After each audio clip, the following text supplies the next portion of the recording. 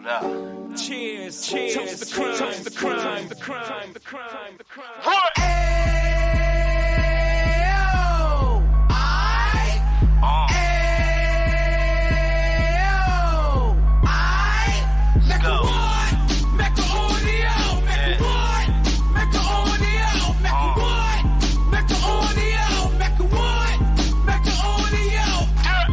Fresh out the can of 26, yeah. He back on the strip, getting back in the mix. Yeah. What he mentions a gift. Right. You stand up 10 toes down, and I suggest you pay attention to this.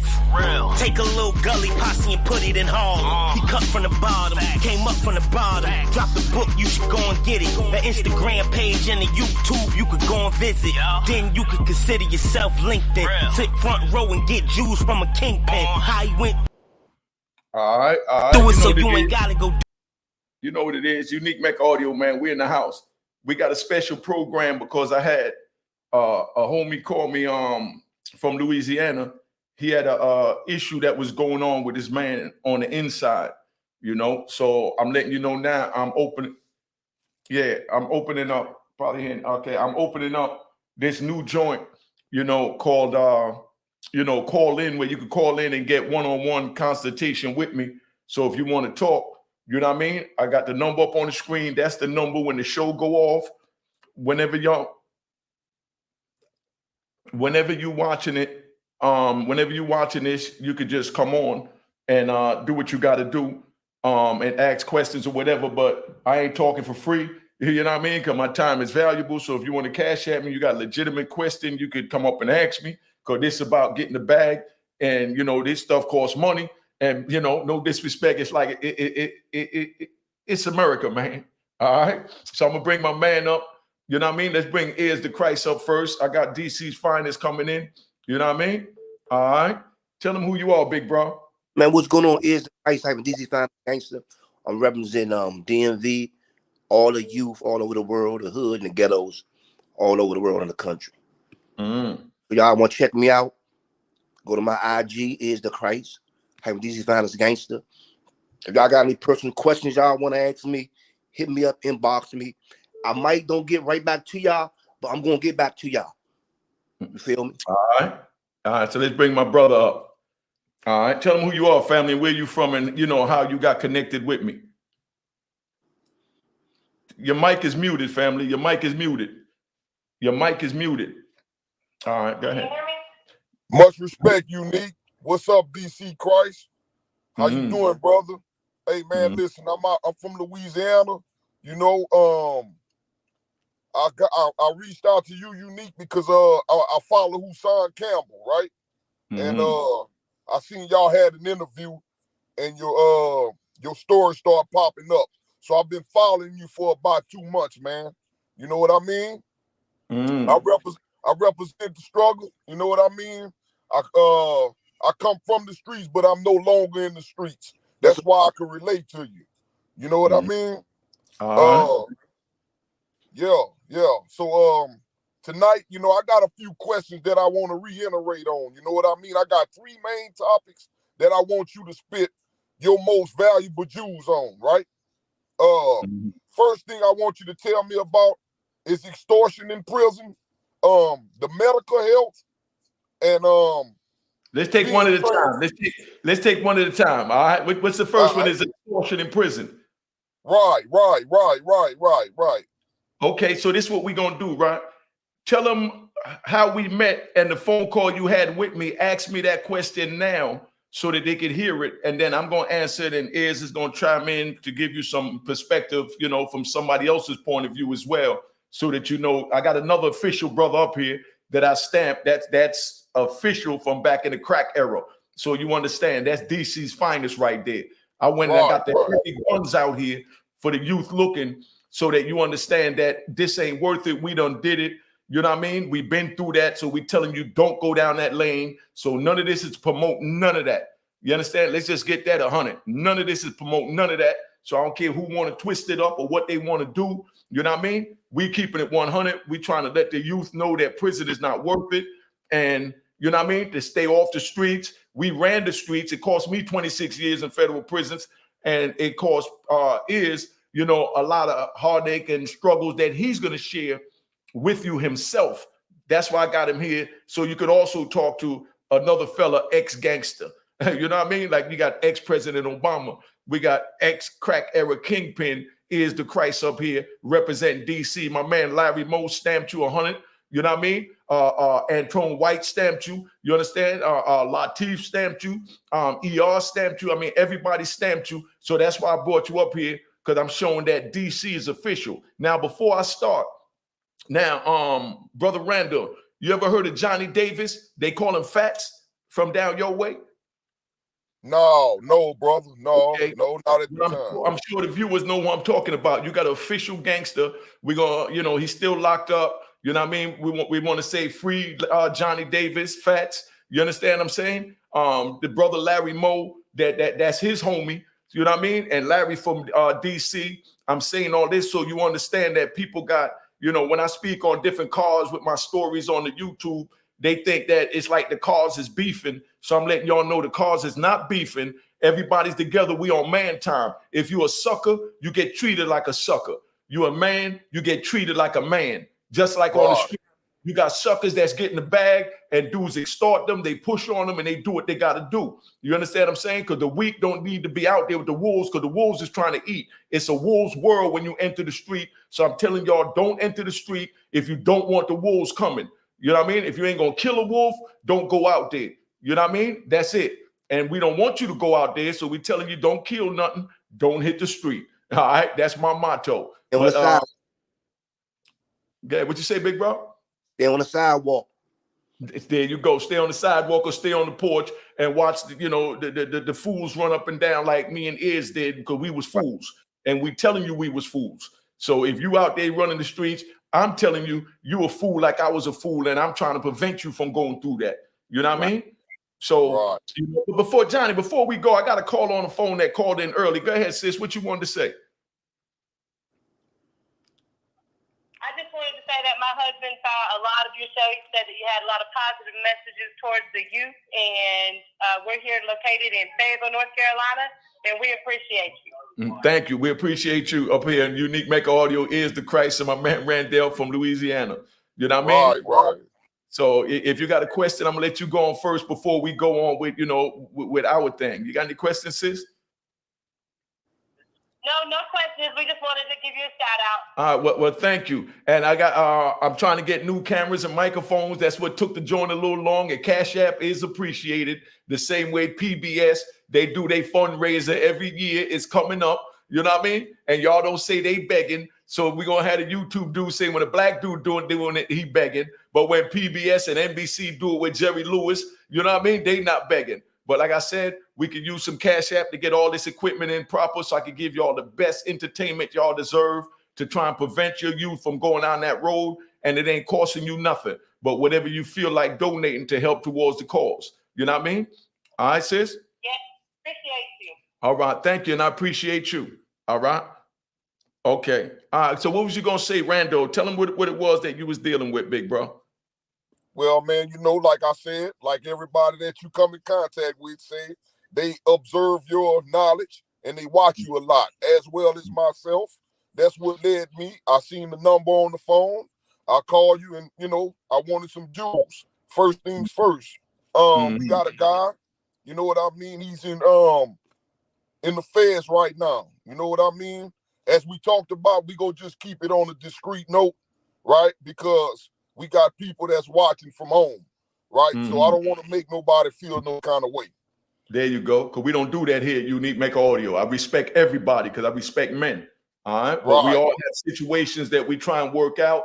And you could contact the number on the screen if you're trying to work it out. But like I said, my time is busy and valuable. I'm editing videos. I'm making videos. I'm riding up and down New York and going down to DC and Virginia and everywhere else to bring you content. So if you expect to talk to me, send me a donation. No disrespect. But go ahead, big bro. Yeah, man. So my guy, man, he calling. His books is straight. You know what I mean? He got plenty money in the joint. So what? I guess the joint where he at is structure. What I'm assuming. You know what I mean? He made a call to the free world or to some higher ups which you would say as the police or administration, as far as trying to get a geographical transfer, right?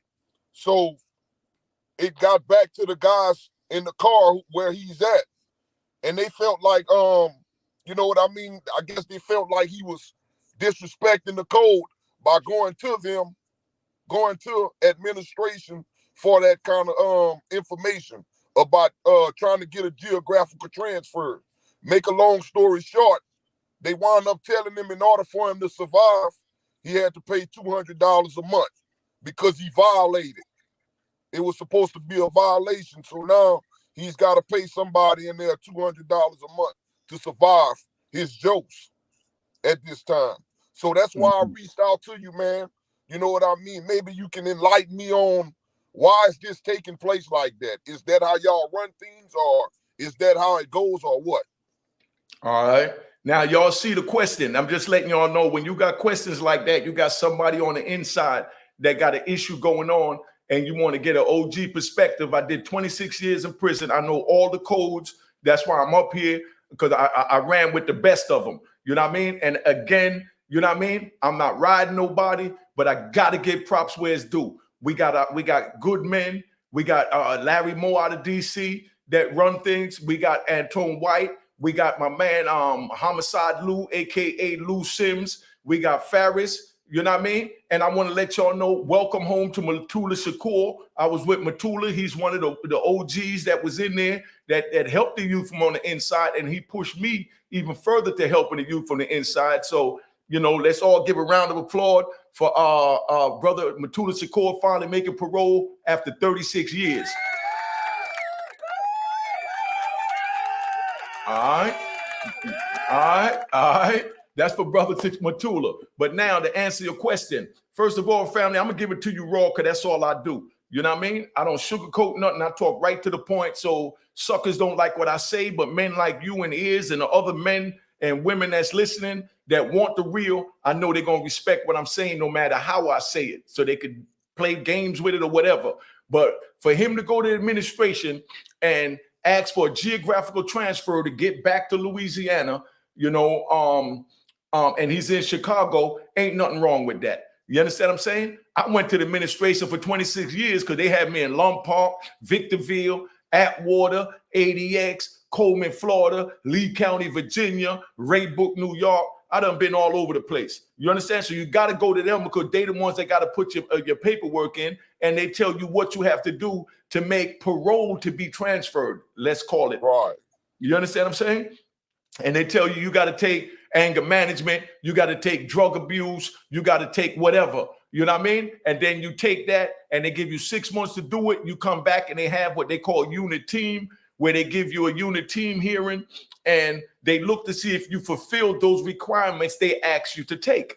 So for you to go to them and say, what are the requirements I got to take to get back to my homie Randall, because he's been sending me money and my other homies out there, and I want to get closer to home where I can see him. For a man to ask that, that's not ratting. For now, I'm going to give it to you raw. Like I already told you, this is 100 up here. We don't do no sugarcoating. For them to even go at him and say that he violated and he want $200, they treating him like a bitch. You understand what I'm saying? I'm just giving it to you raw. That's some sucker shit.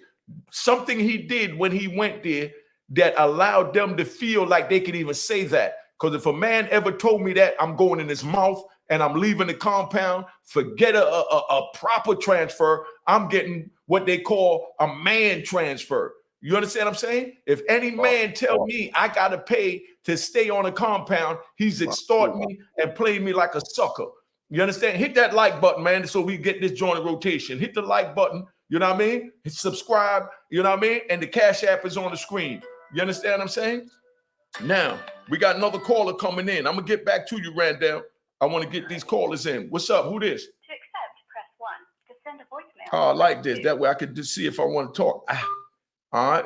All right. Who this? What's up? Congratulations. Thank you. Thank you. Who is this and where you calling from? It's Tiny. Oh, how you doing, Tiny? Where you calling from, sis? Atlanta. Okay. All right. Yeah, you got a question, or you just listening and wanted to give a shout out? I just wanted to give a shout out. Congratulations. Sometimes I'm proud of you. All right, thank you. 26 years in federal prison. I'm out here trying to save the youth because nobody tried to save me. You know what I mean? I got heavy hitters up here. I got my man Is the Christ, DC's finest. I know y'all seen him on Vlad TV and everywhere else, but I brought him up here so you get a chance to talk to men of honor. You know what I mean? That stand on my code, that represent my cloth. You understand what I'm saying? So that's why this big bro is up here right now, you know? But thank you for calling in, Chinese. All right. That's what's up. You taught me a lot. All right. Thank you. Keep watching, subscribe, and you already know, hit the like button. And like I said, I'm always trying to get new equipment. So let's get this Cash App going. All right. Yeah, smile every time I say that. All right, sis. All right. Yeah. You know, but you know, it is what it is, man. I'm just trying to give people a voice, you know? Hey, man, I can respect that, man. You got to do you. To accept, press 1. To send. Yeah. Hello. Where you from and what's your name, big bro? Hey, this is Father and me, man. I'm on the ATL, man. I just want to say salute you, man, OG, man. Thank you, big bro. Salute to you and ATL. I'm coming down there real soon. Big shout out to Cavario, my man. Let's not forget Big Travis from the Miami boys. You know what I mean? I'm gonna bring Travis up here. You got to meet Travis, man. He went from Miami up to Atlanta. And when he went up there, they labeled him as the Miami boys. He took a busload of his homies, you know what I mean, during the crack era up to Atlanta, and they did their thing. So they called them Miami boys. So y'all make sure y'all put in the comments to remind me to tell you all about the Miami boys and Big Travis back, official gangster from Miami. Big shout out to my man Jed Lee as well, Convertible Bert. You know what I mean? We got men down there. All right, Gregory Welch, you know, Snoop. And they still talking about that. And you had my cousin on there too. You did that with my cousin, you feel. Oh yeah, most definitely. You know what I mean? Tell them about the family, man. Tell them about the legacy of the Miami boys, so they understand that I'm talking about gangsters. Oh yeah, they still talking about that, man. Like 20, 30 years later, man, they still talking about that, man. How they brought the choppers up here, man, the dope up here, man, and how it was real, man. So anytime anybody came from Florida, man, it was all good up here, man. So that's why we got these non-profits and telling the youth, man, look, man, that ain't what's up, man. There you go. That ain't what's up. So we definitely want to link up with y'all. Like I said, we got our own non-profit down in Atlanta, man. The Father and me. Y'all can Google that, check us out, man. We all about the youth. All right, well, tell them what's your non-profit, big brother. Tell them what's your non-profit. It's the Father in me. The Father in me. It's on Instagram. It's on YouTube. Y'all check us out. We doing some wonderful things, man. We pick the kids up. We teach them how to cook. We also have the mother and me. We also work with the young ladies, man. So we ain't leaving nobody out. And we love how y'all OGs coming home giving y'all a story, man. We salute that, man. You stood on 26 years, man. We salute that, man. We got to get in the same room, man. We got to get in the same room. So now we're gonna make it. To the ATL, man. Listen, I'm gonna do a tour. I'm gonna do a tour next month. I'm going down there for the big homie Antone White just came home. Got a big welcome home party. Like I said, when men come home, I'm invited. You know what I mean? We got Rudy Williams came home. You know what I mean? Had his big welcome home in Baltimore. I'm talking about men of honor. You understand what I'm saying? And none of this is to brag when I mentioned the Miami boys and them taking over. And he said they went down there with choppers and all that. They did that because that's how the streets is. So I'm telling you, youngins, we did it to get a bag. That don't make it right. You know what I mean? But we did it to get a bag. We ain't shoot nobody, you know, innocently or, you know, for clout or none of that. So it ain't no, you know, it ain't no excuse. We was wrong. I'm taking responsibility for that, just so everybody understand where we at and what Unique Mecca Audio is about. You're going to have people try and eat my back out and say something else, but that's YouTube. You know what I mean? But y'all see what I'm doing. So regardless what they say, you see my actions, you know, is legit and where we at with that. But thanks for calling in, big bro. All right. Now, so, you know, yeah. They got a question for you on the screen. What is it? It says is. Oh, okay. Now we're going to get to that. Don't tell me how to run the show. You're in my ear just to be there. Let me do this. You know what I mean? Hold on. Is the Christ do, man of honor? Appreciate that. Much respect.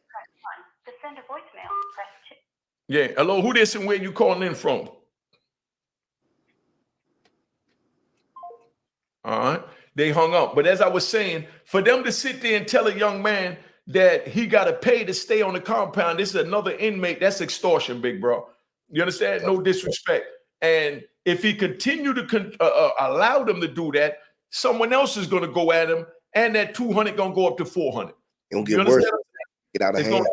Speak on that, Is. Tell them about that, big bro. No, it's going to get worse. It's going to get out of hand. You know, I don't know if the man ever did time, but if the administrative ain't working, like he said, the second thing that gets you out of jail, fuck with the females. They get your ass out of there. You might don't go where you want to go, but you'll be out of there for sure. You feel me? Right. You feel me? So, like when they moved me to Sandstone, Minnesota, man, I'm like, I ain't trying to run my points up to go to no pen or nothing. So, man, I'm hollering at the females 24/7. And you going to jail? I'm trying to get shipped.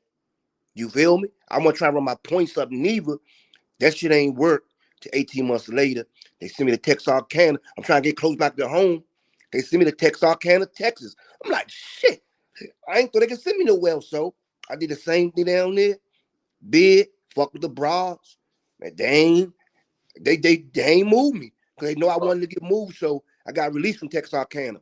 Yeah, but I mean, it's just, you know what I mean? It just kind of threw me for a loop. You know that a person would have to go through that, man. You know what I mean? But like Mecca said, there's probably more to it than that. Yeah, and you got to think about this. What car you in? What car you in? I don't know all that. All I know, his car shouldn't allow that anyway. So if his own car extorting him or his other motherfucker. So who is extorting him? His own car? I don't really know. I don't know detail for detail. I just know it's money that has to be sent. It's demands have to be met, right? Man, how long that shit gonna last? Like he said, it's gonna go up, And then what they gonna do? After they misuse him and get all this money, what they gonna do? Send him up top? So I don't know, man. I ain't never dealt with it, man. You know what I mean? Yeah, he got I I don't know what time he on it, but he got to do one thing for me. If it was up to me, gate that shit ain't giving you nothing. And if whoever the dude is trying to store them, see him. It might run his shit up, but man, hey, what else you can do? If you go up top, it ain't gonna be good for him neither. If you go up top, it ain't gonna be good for him. But at the same token, man, he gotta choose his battles and his wins, because if you got a whole car extorting you against one little old you're dead, man, unless you get on some renegade shit, fuck somebody up, boom, then you going straight in. But you gonna run your points up. Shit, nigga might get fucked over, get more time. So you gotta lay all that shit on the line. He gotta lay all that shit on the line and see what it's worth for him. Right. You feel me? So Unique, put your mic on, Unique. Oh, my bad. Is try not to curse, because I'm trying to have them be able to show this in schools or whatever, so that they know more. I got a mission. You know what I mean? Okay, cool. All right, bet. But yeah, so it's on him though, because you don't know the whole 411. So you don't know if the dudes in his car extorting them. You don't know what's really going on. So it's gonna get out of hand. It ain't gonna get no better. That's I can guarantee you that. Exactly. It ain't gonna get no better. It ain't gonna get no better. So I mean, you gotta tell them to man up, man. You know what I mean? Yeah. Let them know. I mean, like I said, we all had fights, man. You know what I mean? I got the story. I'm gonna give you all details about it. But my first fight, right, fight when I was in the county jail in Virginia when I got locked up on the kingpin charge was with a little dude from DC. You know what I mean? Yeah. And I ain't gonna front. I ain't gonna front. We fought like some animals in that joint for about 45 minutes. I mean, we was rumbling. He was a little cocksucker dude. I'm gonna get into that in another joint with my morning 9 o'clock shows. But you know, after that, you know, they separated us because that's how they do. They get scared and separate you. Right. But somebody else, one of my homies got picked up at the airport with 2 keys at Norfolk Airport when I was in Virginia Beach jail. And when he came in, the little homie I had a fight with from DC was in the holding pen, but they were sending him up to another tier because of the fight we had. But he was telling them, he told him what range he going on. So he said, "Oh, you're going up there with Unique? He from New York." No, that's official dude. That's my brother. I love him. We bop, bop, bop, bop. And he ain't even mentioned nothing about the fight. He was on some man time. Because you know, men gonna have discrepancies. You understand what I'm saying? As long as you don't pull no knife out, that's what happened, man. You know what I mean? You know, out of everybody, 99% of my best friends I had a fight with. Fight with first. Yeah, there you go. And I'm even gonna say one. My man Jeff to the left, my man Jeff in Jersey over in Teaneck. We had a fight. I might tell that on the joke. I'll give you a little brief synopsis. We had a fight over in Tina at the high school. You know what I mean? Over a dice game. But he wound up being my best friend, man, growing up in life. But that's what happened, man. So I just wanted me to really understand, you know, what's going on, because he's dealing with some issues with his little man. So as far as like I'm saying, with your man, my big bro, you know what I mean? Don't you know, let him know he got to step up. Right. Bottom line. He got to step up. He got to man up, man. You know what I mean? We ain't telling him to put the knife in nobody or nothing, but we are telling him what his own father would tell him if he was 7 or 8 years old and somebody bullying him in school. You got to fight. You know what I mean? You got to fight for your manhood. And in prison, they try and take your manhood if you ain't going to fight for it. If they're already getting your money and you giving your money, you don't know if your girl giving oral sex to get it, if she having sex with your enemy to get it to send it to you. You don't know if your man, you know, Randall breaking the law to get it to you, but you ain't trying to have Randall break the law for you to go, you know what I mean? Give your money to another man. So you know, you got the other man pimping Randall. You know what I mean? And that's how it is, man. You understand where I'm coming from, big bro? I'm listening at that. I'm listening. Does this make sense? You got any questions? Anything you agree or disagree with or whatever, feel free to speak, because you know, we open, we having a conversation here. Yeah, well, the thing about it is, man, I was just wondering if it's just, you know what I mean? If it's just on some bullet type time, like everybody got to go through that. You know what I mean? Mm-hmm. Like if it, or maybe was he too friendly? Could he have been too friendly when he went up in there? You know but 9 times out of 10, the way I see it is, see, this is how it is, man. And could vouch for this. Your 99% of the problems you're gonna have in prison or even on the street is gonna be with your homies. You understand it? You know what I mean? It's gonna be your homies. So obviously he went in there and he had his homies, you know, thinking that he was soft from the way he moved. So they sat back, they concocted the plan, and it wasn't just the one man you sending the 200 to. Everybody else trying to figure out how to get their way in. But the big man said, "Let me get mines. I'm gonna get this nigga for $200 a month." You know what I mean? And now somebody else is gonna push up on him and say, "Yo, you got to give me 250, 300, man." You know what I mean? Because that joint was foul. What you did, they talking about jumping on you. They talking about running you up top, the whole nine.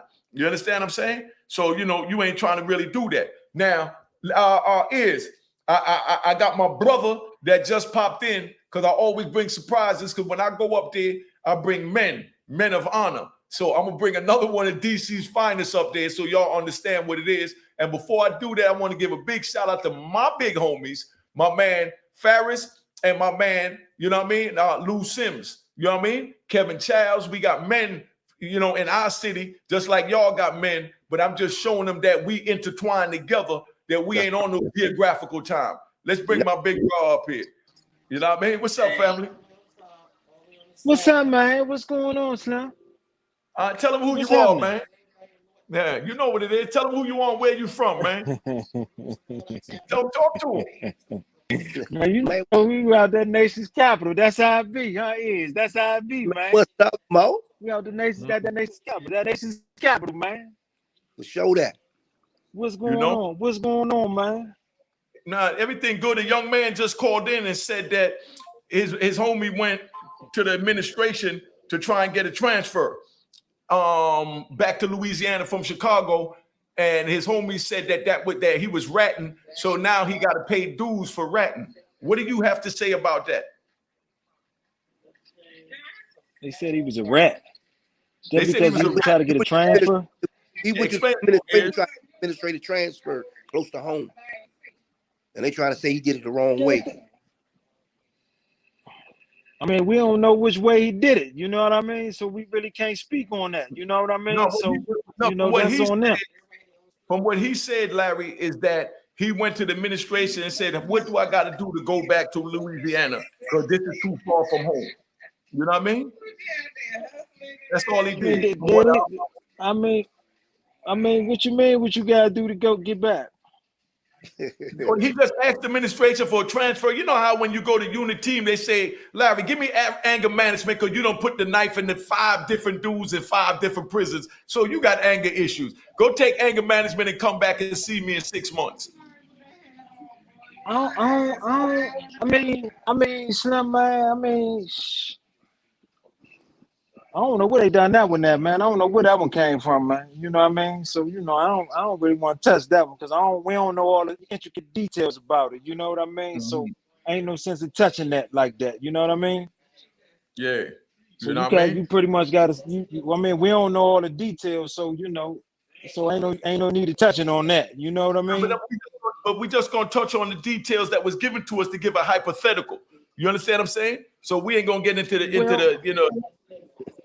Yeah, I really don't want to speak into the intricacies of what's taking place on that end because I mean we don't know. So you know, ain't no sense of speaking on that and being as though he went to the administration trying to get a transfer. We don't know what happened within that meeting with the administration. You know what I mean? So only ones know is his homies. Okay, so what's the scenario that could happen to make that a violation? Tell that to the youth. Give a scenario of what could make that a violation. How could he have went to them and said something that would warrant, it be ratting? The warrant to be what? Ratting, telling. Because they say that he was telling, and in order to stay, he got to pay dues. Be honest, if they talking about he telling, I don't even want to touch on that, man. We can go on somewhere else, man. With that one. I ain't even going to touch that, man. I ain't even going to touch that one. We ain't even going to do that one, man. Because you don't really know the details, all the details of what took place. So ain't no sense of speaking on that. You know what I mean? I don't want to give a man a bad beef. You know what I mean? Yeah, that's what we're not going to do. You know what I mean? We don't know, so you just leave it, let it sit where it sit at. Okay, but just so you understand, there's rules and codes within the prison, and if you don't follow them, you know what I mean? There's consequences and actions to that. You know what I mean? Meaning, I'm gonna give you a scenario. Let's say he go back there to go talk to them about a transfer, which is permissible. You're allowed to do that. But they say, but we want to know who's selling dope. So tell us who's selling dope for you to get transferred. You know what I mean? That's where Larry's getting at with this. You know what I mean? I mean,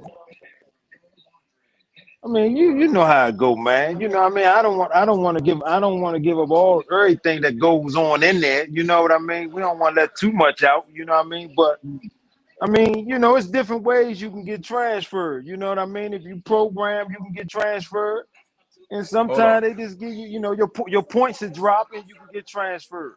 So it happens both ways. And sometimes when you go to unit team, they might not be trying to transfer you, and you might go over their head and talk to somebody like, look, man, I done did XYZ. Why I can't get a transfer? My points down, why I can't get it. Sometimes they don't give it to you. Like my points was low and they still kept me in a pen. Yeah. So, I didn't hit an FCI until I got 6 months from get ready to go home. How many years later? 25. All right, that's what I'm talking about. 25 years later. Yeah. So that's what we let me personally. I'd rather did my bid in the pen anyway. It's more better. I heard that. FCI, you be a little comfortable because I ain't gonna lie. When I hit the FCI, I wasn't on nothing. I was walking around my flip flops and everything. I ain't on nothing. I'm trying to go. You feel me? I'm trying to go, man. You didn't do the flip flop. Shit. I mean, when you already know, when you already don't put your lick down for so much, it's with so much you can do now. You on the FCI with dudes, ran in and some more shit. So they really thinking you on the same shit, but you ain't. You ready cool. Especially when you trying to get to that door and you trying to go, a lot of things you gotta let go. And sometimes when you trying to go home, you gotta change your friends. You know what I mean? You gotta separate. You gotta separate yourself from a lot of things. And that's what I did. but you still keep your principles intact. You know what I mean? That's right. That's just how that go. You keep your principles intact. Whatever it is, that's just what it is. You know what I mean? All right, we got a call on the phone. What's up, caller? Tell them who you are and where you from.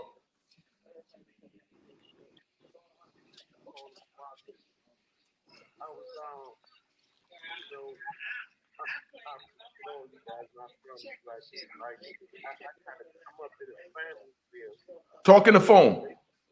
They've been about maximum service since I can remember, but it wasn't just about what they were doing. At one time, they was living a certain way that wasn't, you know, what we have called righteous.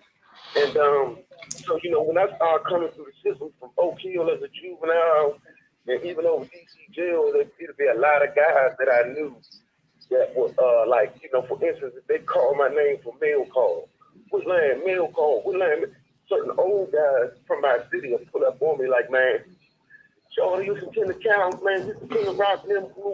So, you know, when I let them know where I was, we could sit down and have dialogue, stuff like that. A lot of dudes man, it felt like how I was intelligent and the whole whoop. And one day, this woman, this lady asked me, man, when I was going to jail, she said, man, Mr. Woodland, if your family so this and so that, what the hell happened to you? And my initial reaction, I was offended. That was the little boy in me. I was offended. Like, hell, you talking about my family, you know, shit like that. And then once I went to my cell and I reflected, it took me back to a time when I was 6 years old and I was playing for my grandfather's team called the Woodland Raiders. I was horse playing in the huddle. My grandfather stuck his foot up my rear, made me walk across that street over on Langston Lane and put me on the football team. When my mother came to pick me up, I told her what happened. She marched me back over there on that field, and her and my grandfather was talking, and I can remember my grandfather saying, I'm not going to make it easy for him because his last name Woodland. But right then and there, what that did for me was, it was like that was my pacifier. And right then and there, at 6 years old, I had a problem with structure. I had a problem with authority. So I started rebelling. And it comes I'm talking about anything that was, I felt there was authority figure over my life, I bucked against it because I wanted to be comfortable. You know what I mean? So now I don't have a problem with stepping outside my comfort zone.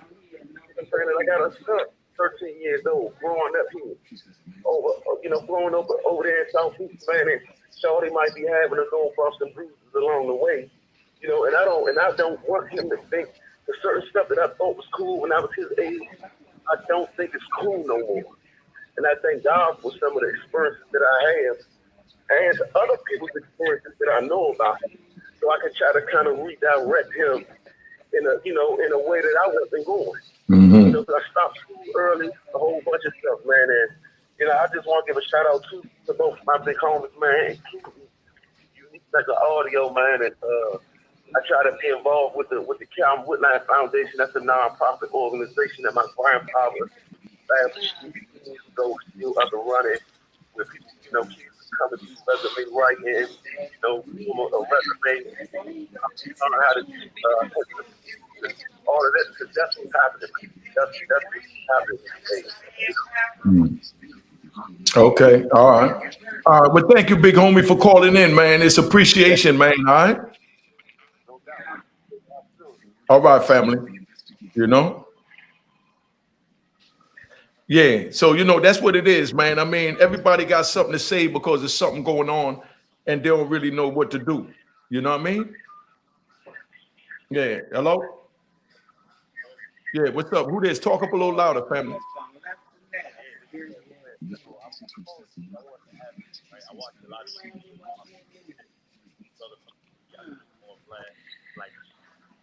They got a recipe, but on the other side, like I hear California perspective of a big racial tension, they still like is that black? Are we strong on that side, or that's YouTube right now? I mean, did you hear that question, Larry and I'm live. I can't hear. What was the question? I can't hear. We can't hear. Yeah, talk up a little bit, family. Talk in the phone. All right. Let me see. I got the volume all the way up on the phone. Talk up. Talk in the phone. You in the phone? Yeah, I'm in the phone. You can hear him now? I gave him a little bit. It is. It's right on the mic. Hey, yo, you're gonna have to call back home because your connection is real low. I don't know if this app acting up because too many calls or what. But just call right back, all right, homie? So, you know, that's what it is, man. But this whole program is about trying to prevent the youth from going down the same path we went down because we know it wasn't worth it. And we telling you it wasn't worth it. You know, that's why I got solid men up here, you know, that ran the street and they're legends in their towns, like I'm a legend in my town. And we telling you that it wasn't worth it. You know what I mean? So if y'all got any questions or whatever, my sister gonna put the questions on the screen so we could go with some of the questions from off the joint. You know what I mean? While we waiting on the caller. Hold up. Here go another one. Let's hope this is louder. Hello? Yeah. How you doing? Could y'all hear her? No, I can't hear. I can barely hear. You can't really hear. I bet it's breaking up like. Yeah. Are you talking in the phone, sis? Yes, I am. I'm supposed to directly into the phone. Yeah, I can hear you, but they can't hear you. Could you hear her now? Okay, I can hear a little. I can hear. Is this better? Yes, go ahead. Good. Yeah, it's a lot better. So, salute everybody on here.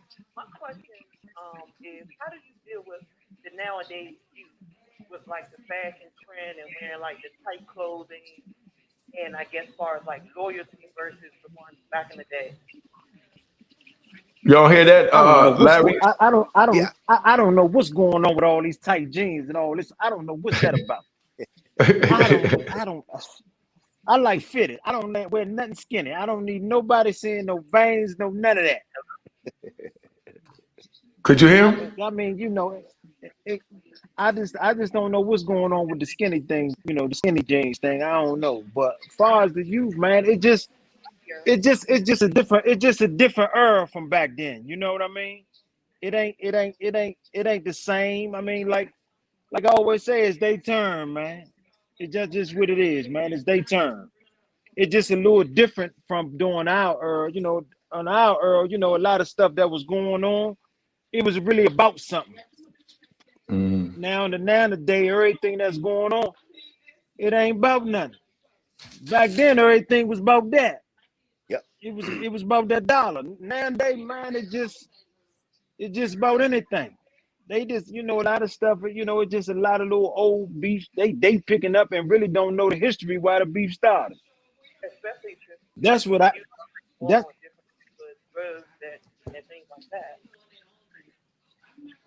She said, especially with the youth on drugs and different things like that, Larry. Yeah, seeing back then, and back then, you know, and Iz can speak on that too. Like back then, it wasn't nobody really getting high.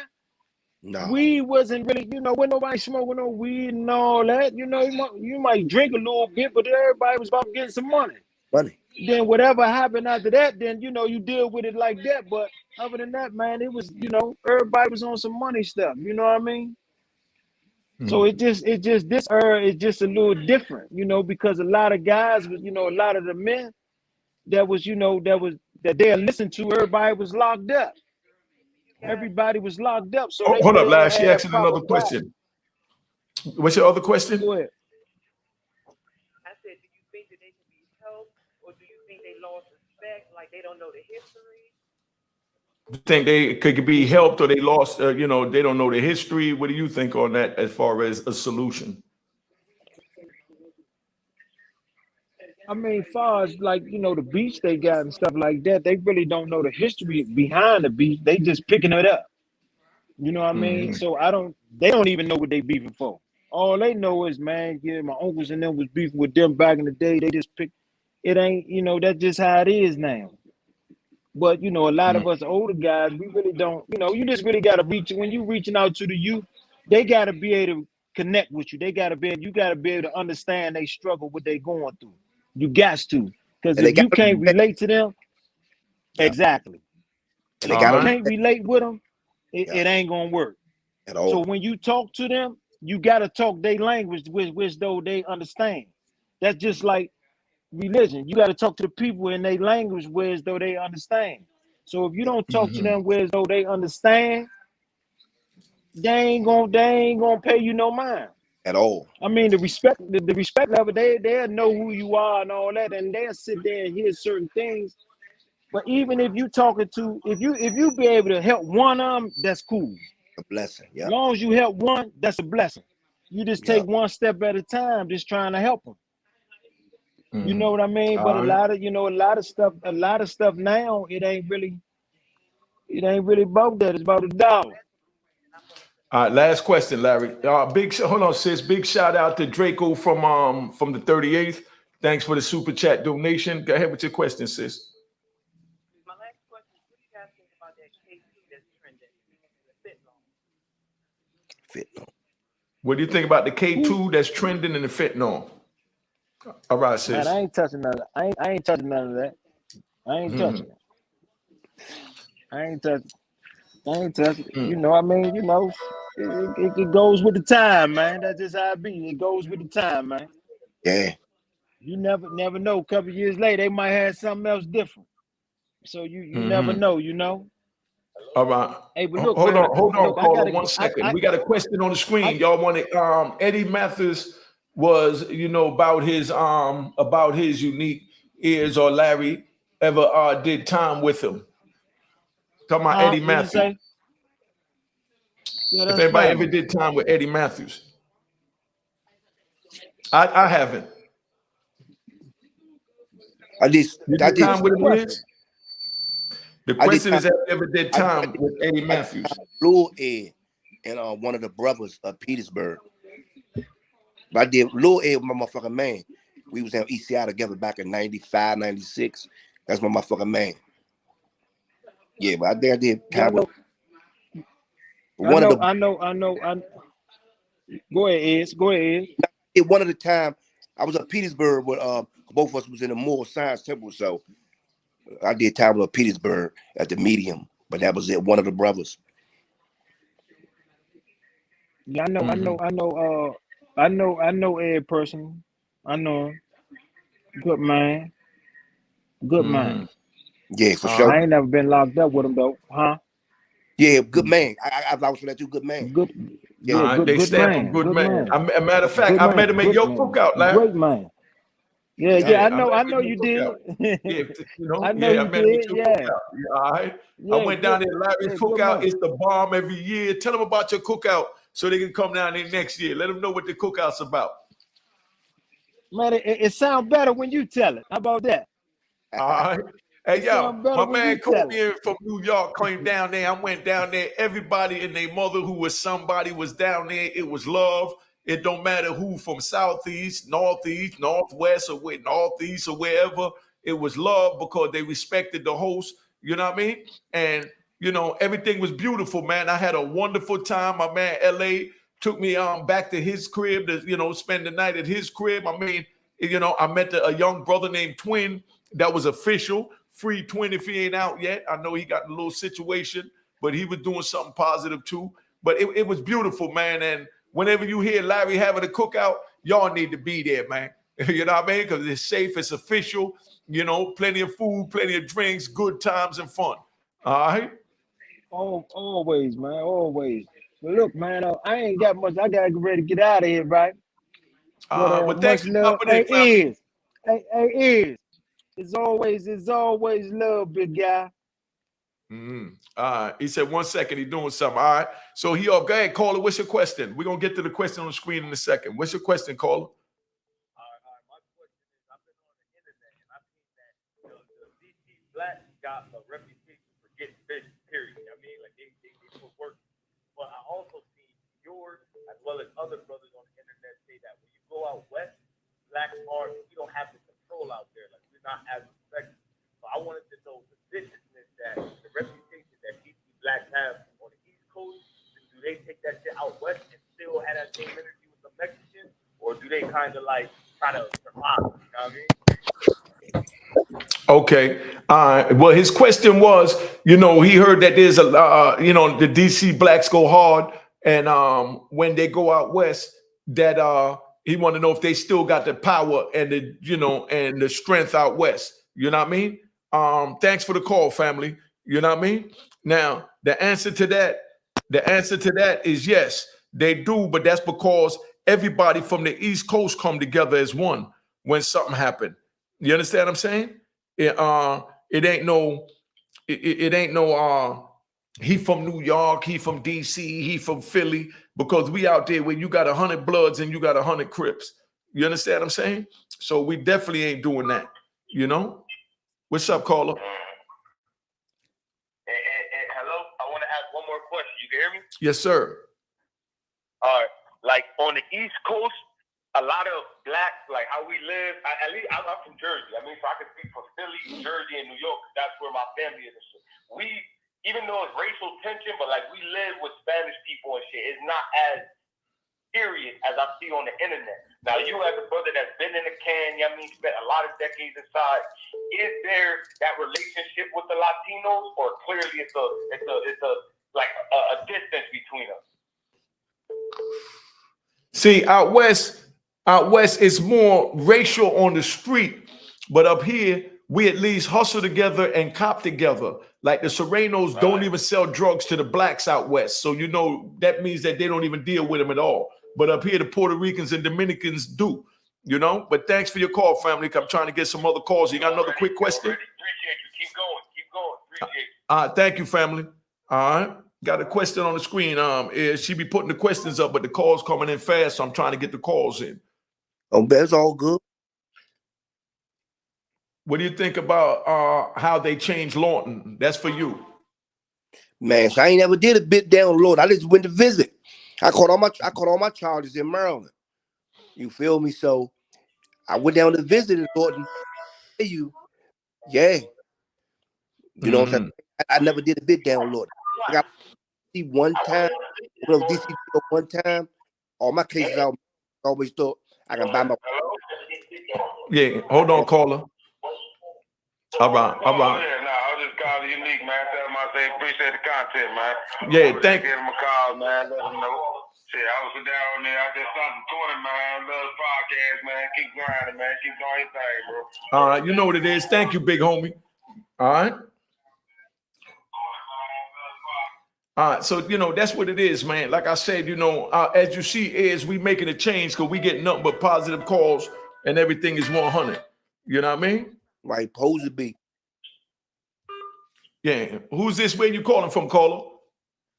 This L Famous, man. I'm calling from the Bronx, man. What's good, yo? What's up, Unique? Salute. Salute, man. Yeah, man. What's good, yo? I wanted to ask you a question. Yo, can you tell them the story that happened with Preacher and Farris when Preacher hit the yard on Farris that time? You know what? Farris is my homie. I talked to him today, so I'm gonna get Farris on the phone and I'm gonna get ask him if he want to come up here and tell that story, because the way I roll, my brother, so you understand that my man is there. That's why I brought another reputable brother up here. Big shout out to the Lynch Mob. You know what I mean? Lou Sims, Farris, you know, D, the whole nine. You understand what I'm saying? But the way I run my joint is I tell about my experience and my people's, and I get permission before I say somebody else's story. If I don't have permission, I change the names and things like that. But I will ask Farris if he'll come up here and answer some of them questions for you. How about that, big bro? Yeah, that's perfect. You heard? You know what I mean? That way you hear it right from Farris's mouth. I don't do the third party and all that because, like I said, they men of honor, like just like I wouldn't want them to tell my war stories without consulting me first. You understand what I'm saying? All right. Because I heard that story on the internet, and I would like to hear that story for real. You know what I'm saying? All right. Well, I'm gonna get the participant of that story up here so you could talk to him and ask him yourself and go back and forth with him instead of me saying something, because I respect my brother Farris too much to try and reiterate what he did. All right, family? Yeah, all right. All right, big homie. Thanks for calling, man. All right. Thanks you. I'll call again, B. All right. All right. All right. I'm trying to figure out how to answer this, John. All right. Oh, what's the question? Hold on.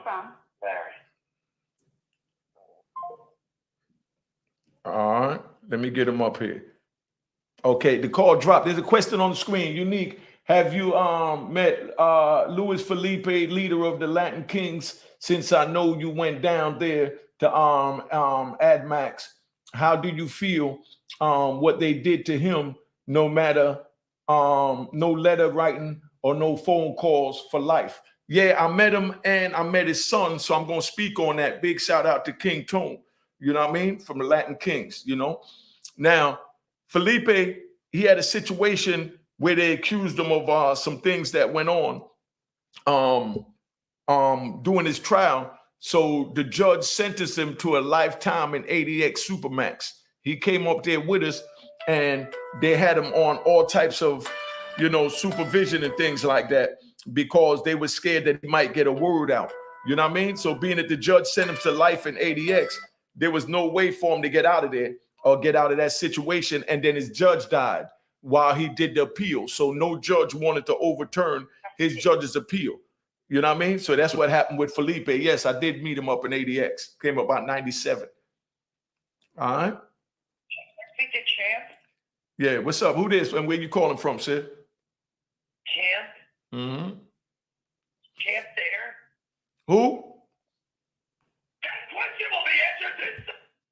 All right. Of course, we're going to get a couple of nuts, but that's what it is when you open a line up. But, you know, put another question up there so we get the questions we missed, because I'm trying to get the phone calls first, being that they're calling in. You know what I mean? That's to you, Ears. The story I would like. And Greenbelt with the rent. All right, that's you. I'm gonna pop off. Let you answer that. I'm gonna get it out there. It's gonna be a part of my It's gonna be a part of the fully paid joint. That's a must. You feel me? That's a part of when I got locked up for not paying the rent. I'm gonna put all that in there. There's a lot more stuff I'm putting in too that I haven't mentioned. By my man Quasi, me going up top to Brooklyn. There's a lot of shit I ain't mentioned yet because I wanted to leave it out, but I'm gonna put it in my movie though, fully paid. It's coming. All right, you know what I mean. So you get a chance to talk to the Don, is the Christ, all the way from DC. All right, I'm a fucking man. All right. So what other questions we got up here? All right, hold up. Let's see what this is.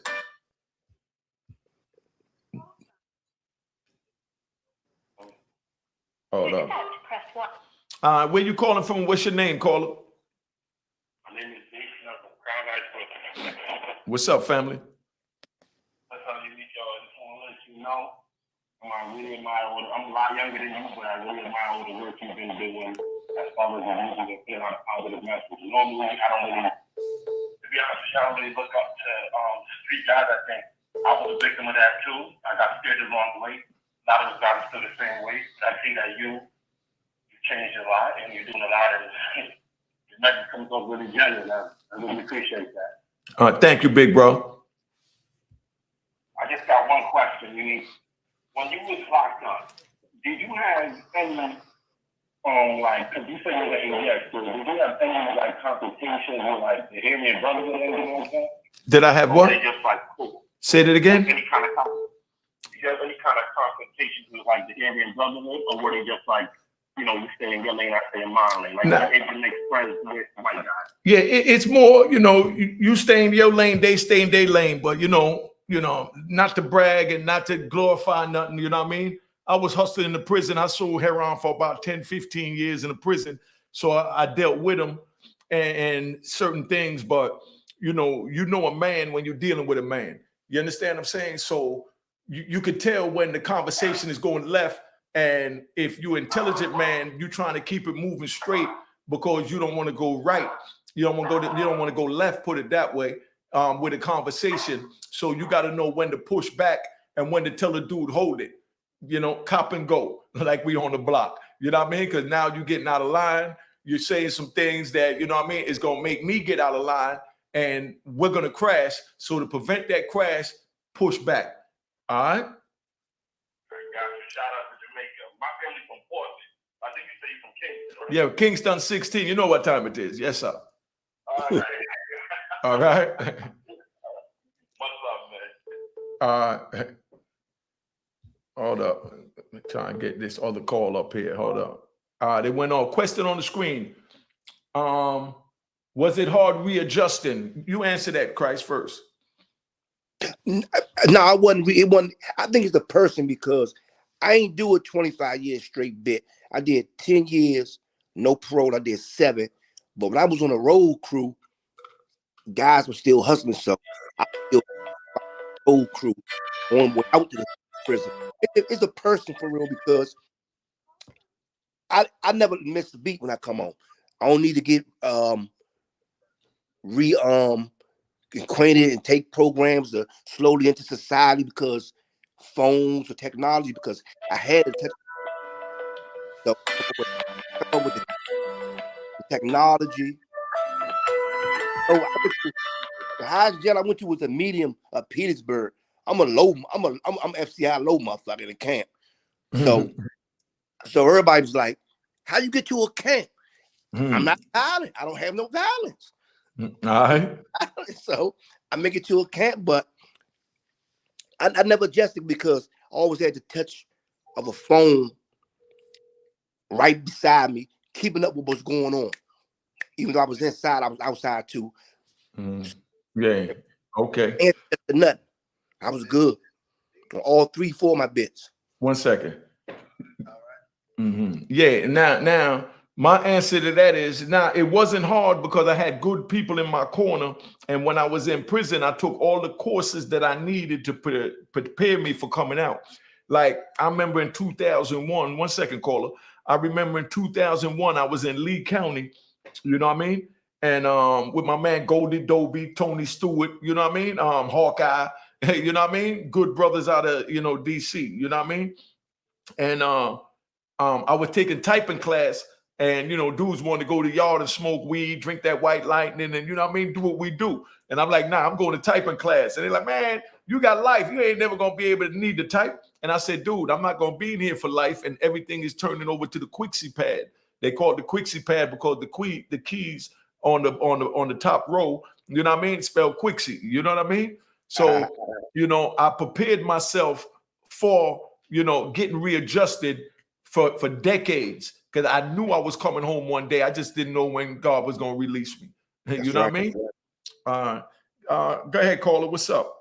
Hey, what's up, Unique? This is Cedric, man. I live in Dallas, but I'm out of Arkansas, brother. I just wanted to give you a shout out, man, and let you know, man. I was born in '72. It's just refreshing, man, to see the airways, man, flooded with brothers like yourself, man. Solid brothers, old school, got solid principles, man, because there's so much foolery out there on the internet, man. It's just refreshing.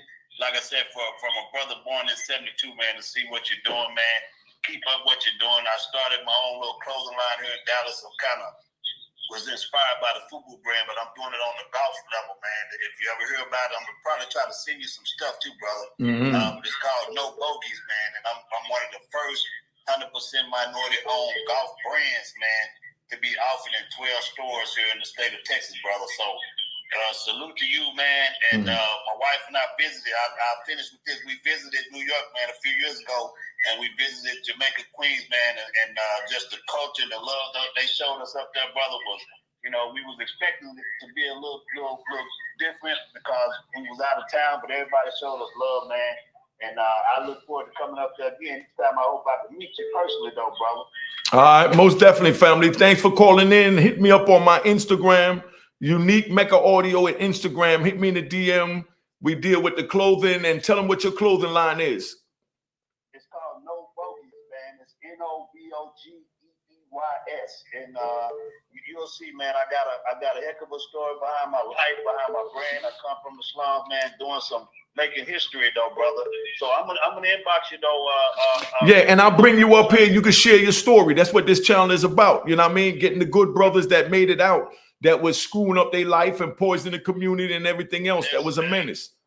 You know? From single parent to everybody in my household was in and out of the penitentiary, beat my mom, everything. You know what I'm saying? And to come full circle, dropped out of school, GED.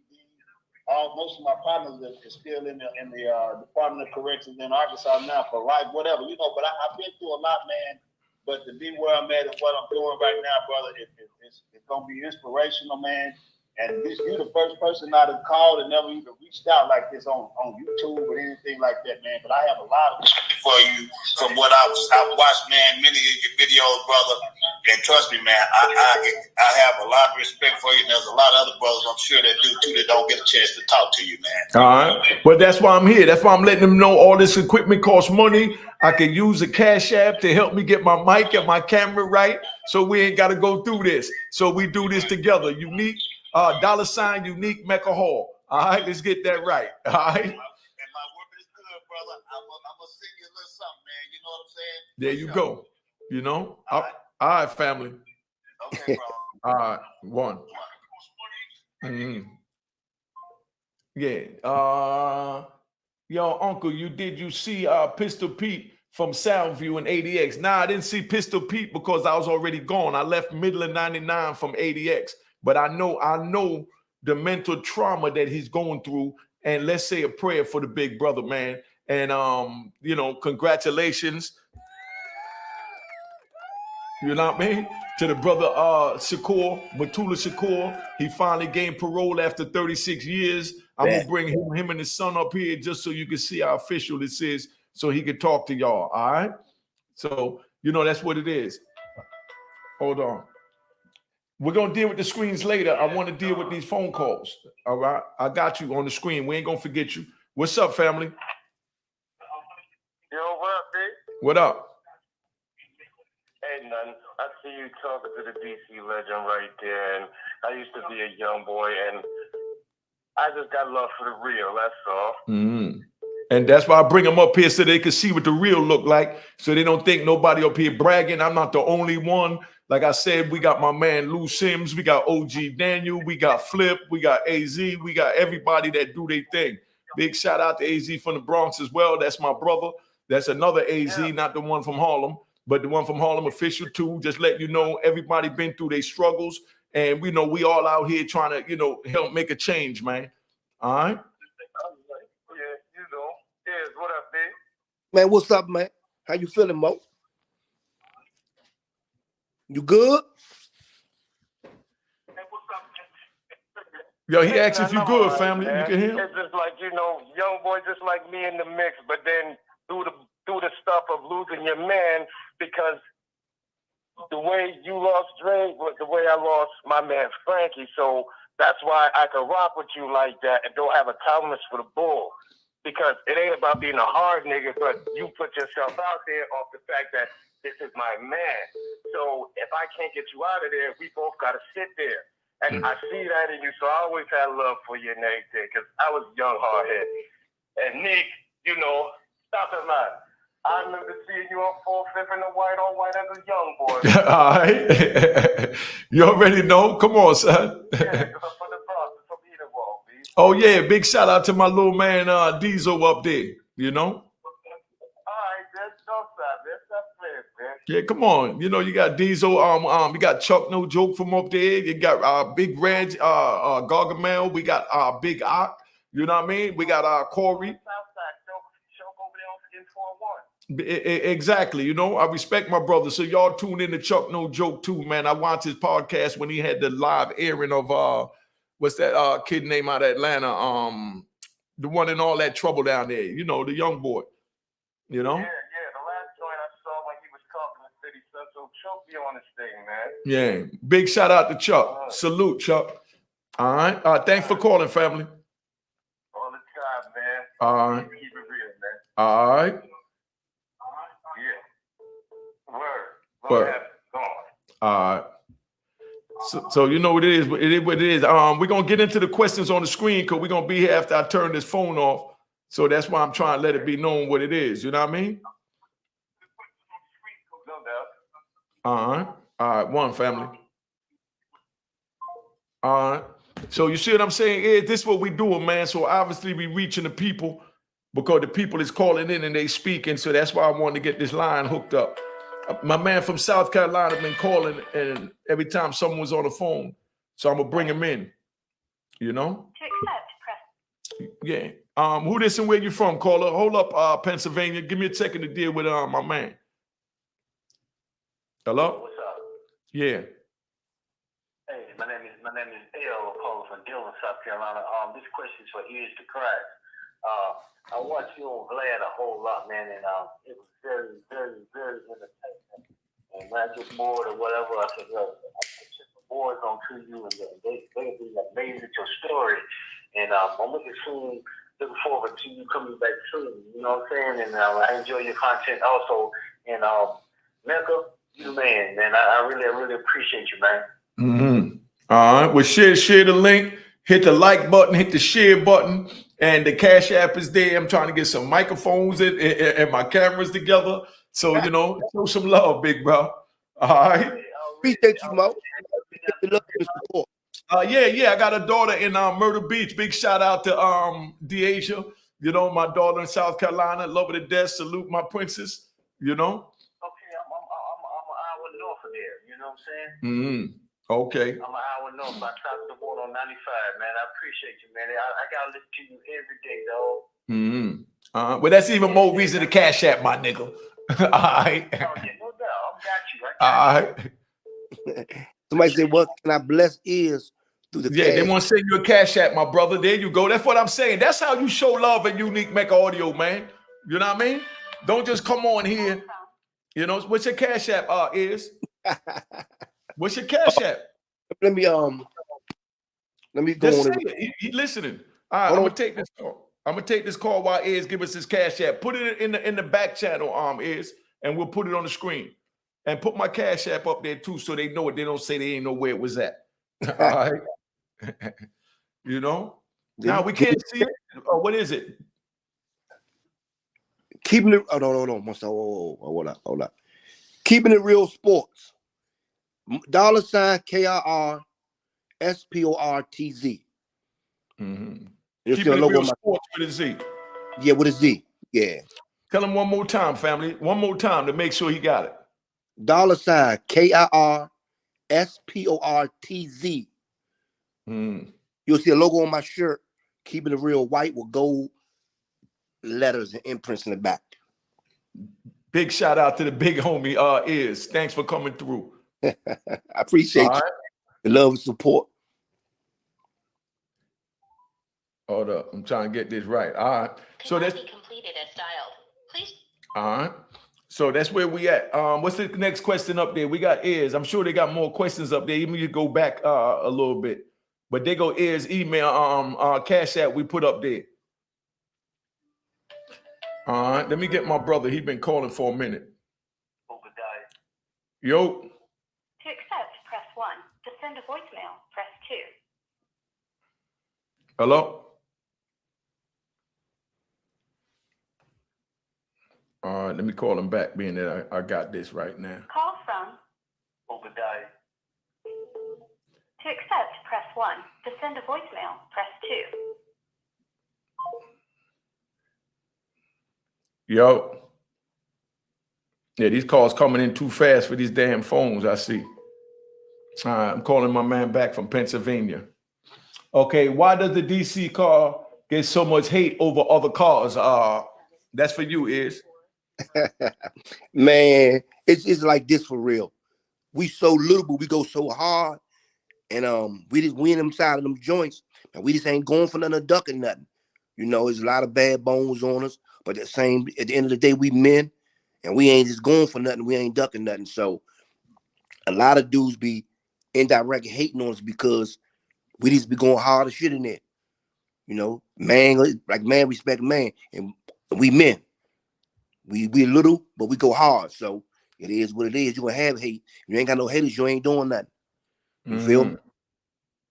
But they know we ain't going for nothing or ducking nothing. So they can let the hate on. They know not to get in our way with that BS. You feel me? Mm-hmm.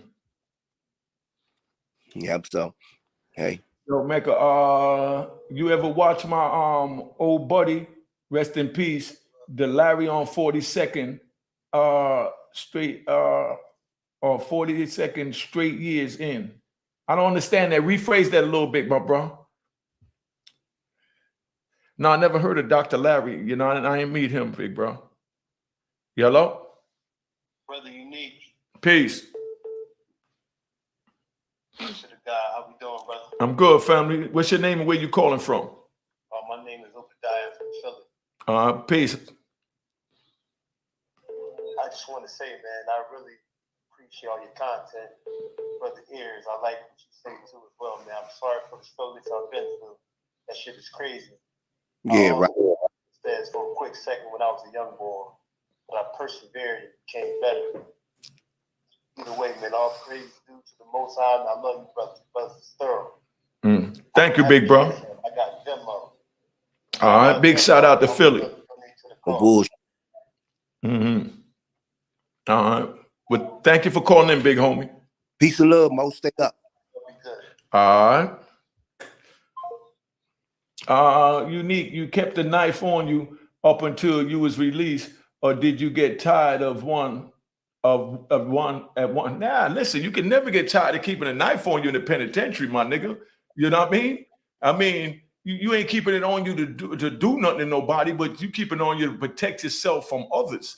You understand what I'm saying? So, I could never get tired of, being in a position to save my life. You know what I mean? Period. You know what I mean? Just to, let you know what time it is. All right. What's the next question? I'm trying to get all these call some of these people back because the call's been coming in back to back. So I just want everybody to get a chance to be heard. You got a question for both of y'all. I'm trying to call in 947. Well, you call right now. There's a line open right now. I hung up the call. G Wells, call right back right now, big homie. So, that's what it is, you know what I mean? Like I said, I open the lines up so they could talk to men of honor to see how, how we move. So, and we tell them it's not worth it. Don't go down that place, Israelite only camp killer. Thanks for the donation. That's what I'm talking about, brother. You know what I mean? You love the content. Help me keep this equipment going. This ain't free. I just come out of prison, man. The government took all mine. All right. So I'm just trying to get it right so I can give y'all the message, and I'm trying to give y'all the best quality. Right or wrong, is loving this shit. Every time I mention Cash App. You know what I mean? All right. That's how we do, family. To accept, press 1. Yeah, what's up? What's up? Where you calling from? What's your name, big homie? Yo. My guys. All right. From where? From the Bronx. All right. Where? You already know. All right. BX in the house. The Bronx. Yes, sir. Yes, sir. I reached out to both y'all brothers on Instagram at one point or another. But I got a question. First of all, for my man is, when I was up in Katsaki, I read a book.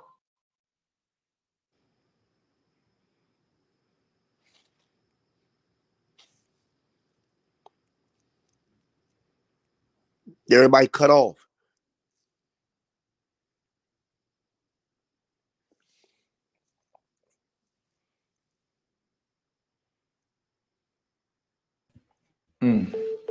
Oh, he didn't hear it because I was off the screen. Say that question again. My bad. I didn't hear what you saying. He said he read a book. I was upstate and I read a book about Tank, Michael Frey. He's the Christ homeboy. I wanted to know, was it true that Michael actually really got outpost for a couple of bricks and all that when he gave it to him on consignment? Because, we actually was going back and forth like, Poe wouldn't let nobody do that to him without no kickback. But I didn't even hear from the horse's mouth if it was true or not. Check this out. Well, go ahead, Ed. That question for me, right? Yeah. Check this out, right? I know of Mike. I know of Frey. You feel me? He older than me. I know a lot of his nephews and Northwest dudes just ran with him. But a lot of hype been hyped up about Alpo the Rat. I got some homies from Trinidad. I ain't gonna call their name, that was leaning on him, taking his shit. I got some Fifth and No homies from Northwest. Hit him up, took something from him. He paid him to back off. Later down the line, they tried to get my big homie WP on him. They wasn't going for it. They ended up squashing it. So a lot of stuff y'all heard about how he was going down here, he wasn't. That's why he needed WP. You feel me? So It's possible. My homies took his shit and wasn't no repercussion behind it. You feel me? Because when he got hit, we came up there and grabbed and shit off of him that he had. And he told us, the nigga trying to snatch him to hit me up. Bop, bop, bop, bop. Ain't nothing happened to my fifth and no niggas after that. You feel me? Ain't nothing happened. All right. So we just letting you know, man. Like I said, it was an era with wolves, man. Let's keep it right. And nobody was immune. I wasn't immune. Iz wasn't immune. Nobody was immune. So let's get that right. The internet trying to make it, something that is not sensational, but we letting you know that none of us was immune, my brother. You know what I mean? Yeah. None of us was immune. Another question. Yeah, I got another question for you, Unique. Mm-hmm. Yeah, I want to hold on. I want to say thank you to Obadiah, Ben. You know what I mean? You're right. I'm pronouncing the name wrong, but me I'm Jamaican, so bear with me. But thanks for the donation, big brother. I will be going to Best Buy tomorrow. All right. Yeah, go ahead with your question, big homie, and thanks again, Obadiah. Yeah, bro. Yeah. While you was out here doing your thing, I read another book. So that's what we do on stage. We read books and shit. It's true that supposedly the Black Hand of Death preacher was out there extorting motherfuckers like that, because that just sounds too good to be true. That's what I'm saying. Listen, nobody was immune. Preacher was out here doing his thing, just like I said. It is what it is. You know what I mean? Sandra O'Neill, thank you for the donation. I appreciate it. Like I said, I'm going to put that together to go to Best Buy in the morning. But yeah, listen, nobody was immune, man. Like I said, you got the YouTube people, you know what I mean? Oh, my bad, excuse me, that's a man. Sandora, you know what I mean? Sandora O'Neill, thank you, big bro. But nobody was immune, man. You know what I mean? I keep it 100. Nobody was immune. I've been shot up 4 times. You know what I mean? I done been in plenty of shootouts. I was in D.C. in Southeast, over there in Simple City, Eastgate. You understand what I'm saying? So, you know what I mean? I was fooled too. Let's get it right. You know what I mean? But I had to have my joint near me. I had to know where I'm going and when to go. Because Iz right here, Iz, me and you gonna do a D.C. joint together, man. Because they don't understand what's that joint? Crystals was a skating ring, but that Eastgate joint. Eastgate. Every night I went there was a murder. Southeast, that's right. Yeah, they would listen. That's what I'm saying. But I'm telling you that nobody was immune, man. So we not disrespecting nobody. We just keeping it real. If I was slipping at Eastgate, I would have been in somebody's trunk. If I was slipping in Harlem, I would have been in somebody's trunk. So I'm not telling you I'm no super gangster and nobody couldn't do nothing. You know what I mean? When I went into prison, go ahead. My bad, go ahead, finish. My bad. When I went into prison, I ran into one of the brothers from the preacher crew, you know what I mean? And he told me straight up that one of the players on there wasn't feeling me because I was dealing with his daughter and he wanted to bring it to me. But, preacher and the ops told him that, yo, we're not trying to start a war, you understand what I'm saying, over your daughter, because your daughter doing what she want to do. You know what I mean? Not what you wanted to do. You understand what I'm saying? So, I mean, I was out there susceptible to be fooled too. Because if you get in the bag, you susceptible to be fooled. You know what I mean? So people on the internet trying to say like this one was that and nobody couldn't do that. They could have did it to Unique. They could have did it to Is the Christ. Shit, I was already somebody drunk. Shit, got caught slipping. I was in some drunk.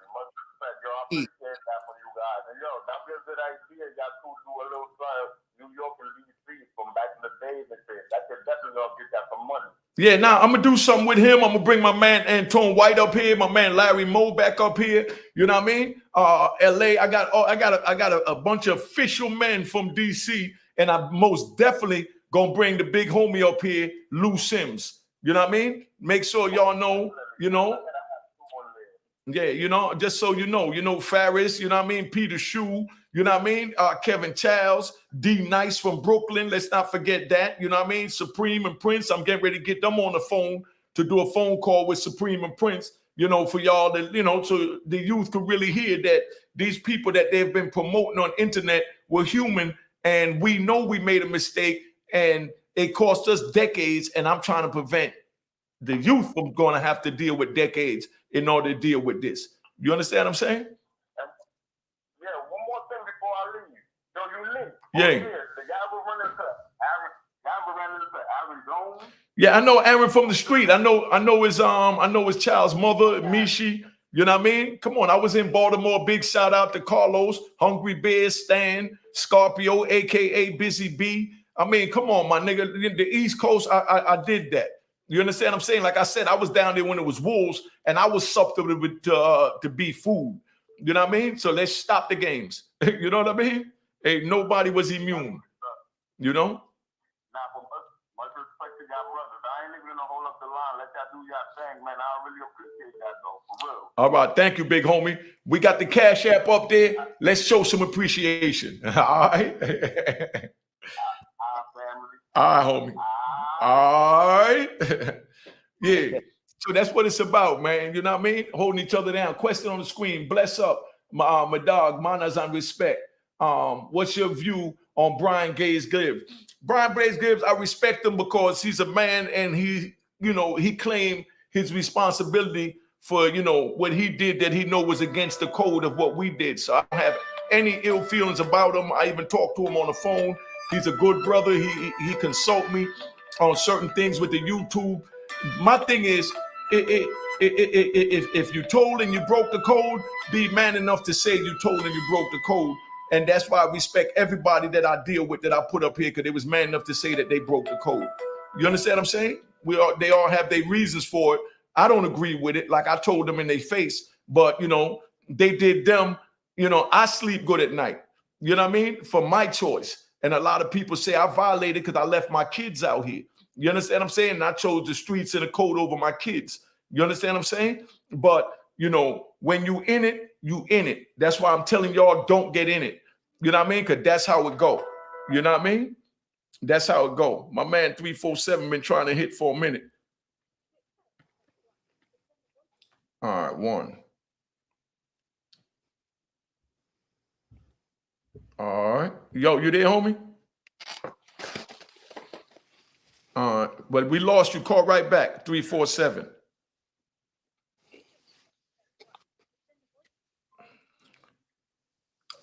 Yo, oh, what's up, T Monique? Pretty gangster. You know what I mean? And big shout out to Devon. You know what I mean? Put his name up there in his Instagram so they know that, he the big homie from Brooklyn. No, I'm talking about T Monique. Put his name up there. But if y'all got any questions, put another question right there. Smash the like button. Yeah, you already know.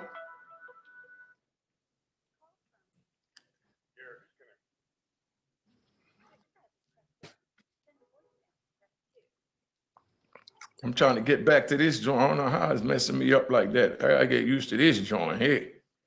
Derek Skinner trying to call. What's the question on the screen? Read that out. Salute my unique Mecca. I never got your perspective on the Lil Durk situation.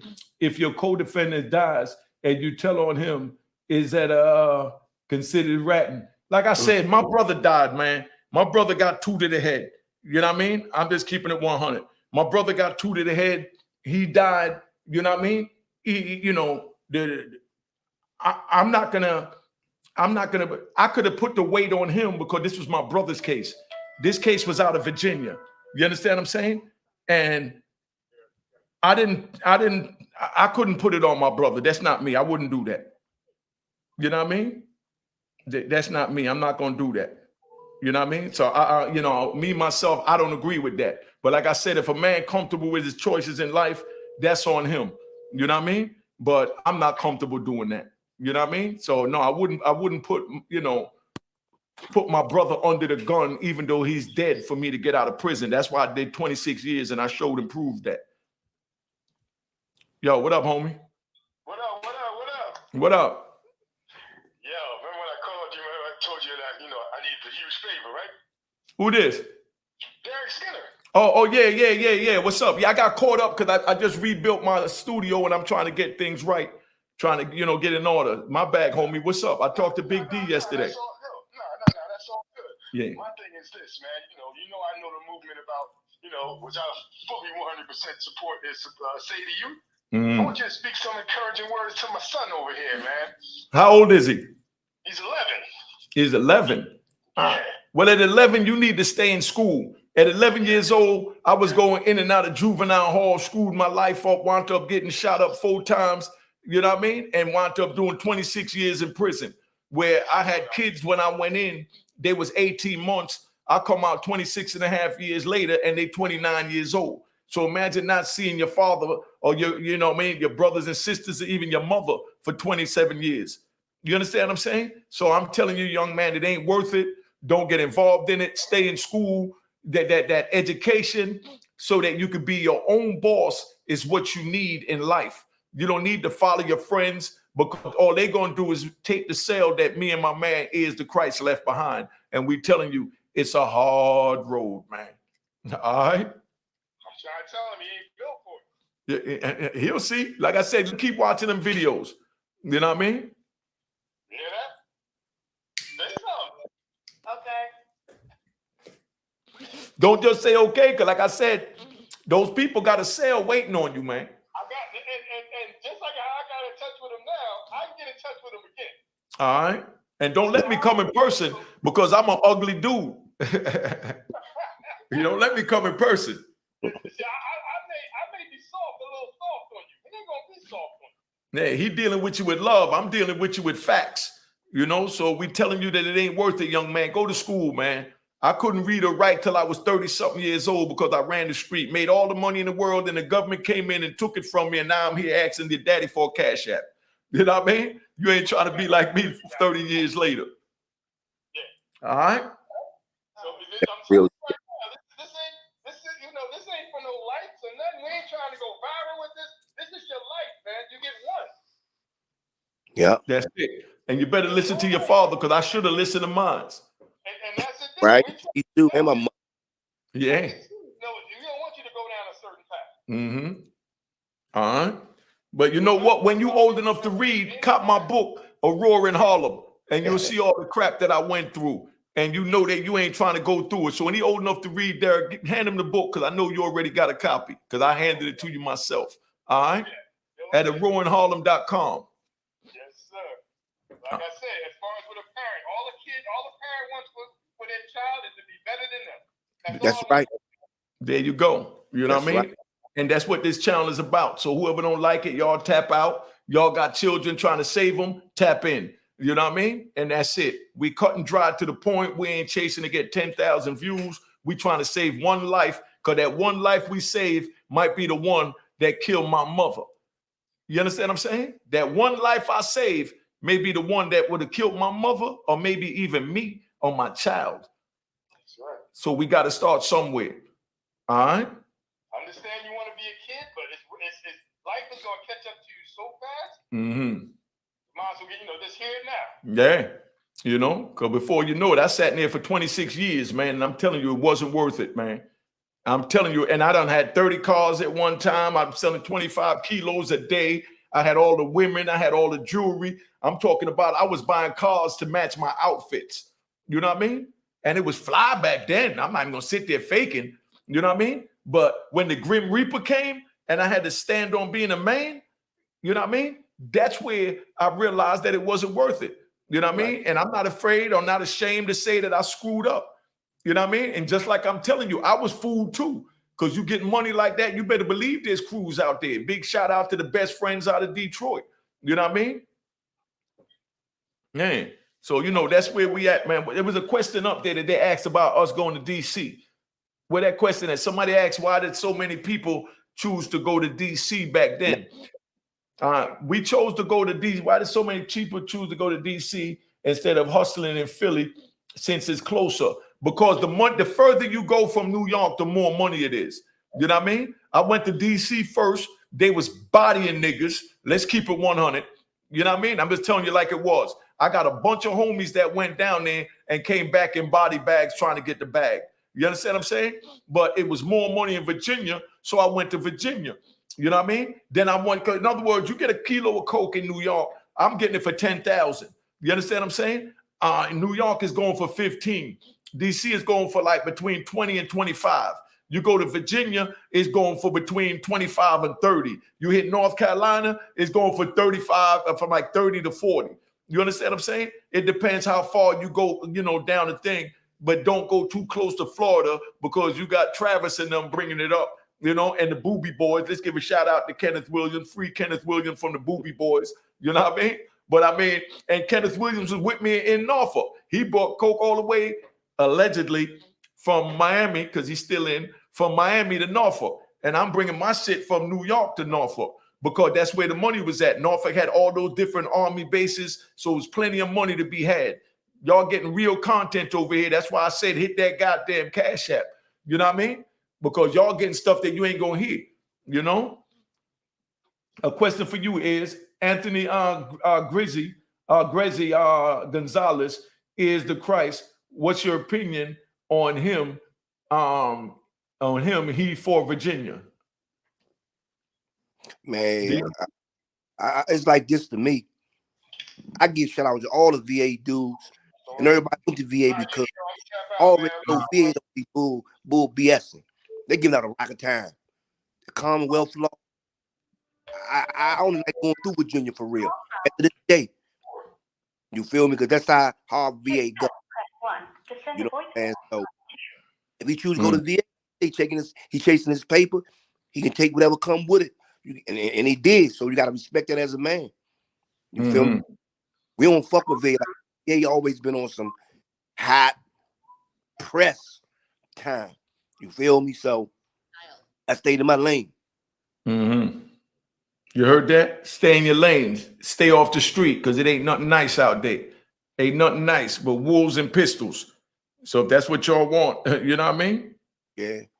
And another thing is, we was getting money in our city, so I really ain't had to go nowhere else to seek to get money or get more money for what I was getting because my man set up an organization. Got to piggyback off my Brooklyn homies from New York.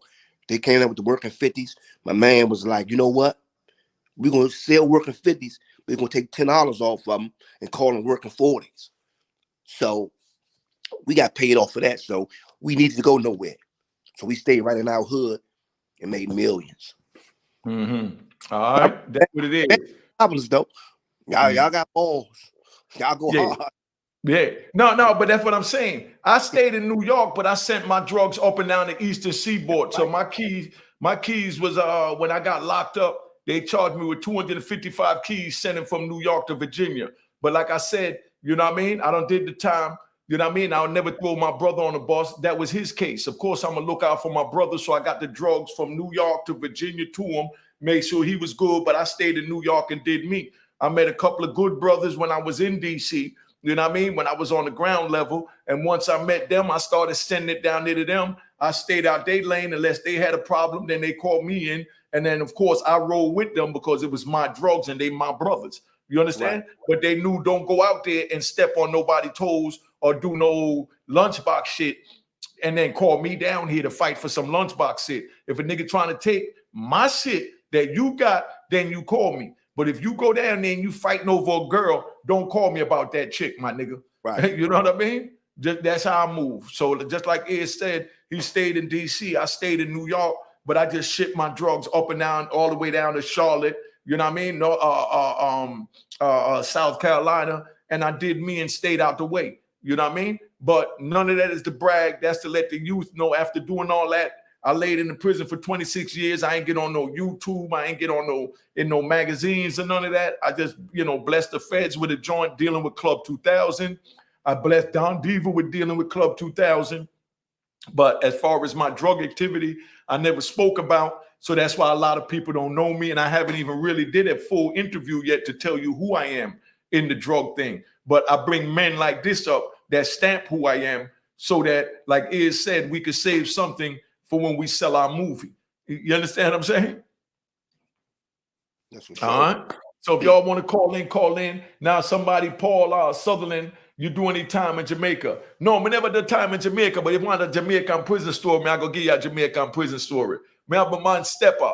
Stepper was one of the founders of the Shower Posse. Was down with Vivian Blake and Lester Coke. That's the Big Daddy. That's Dudda's father.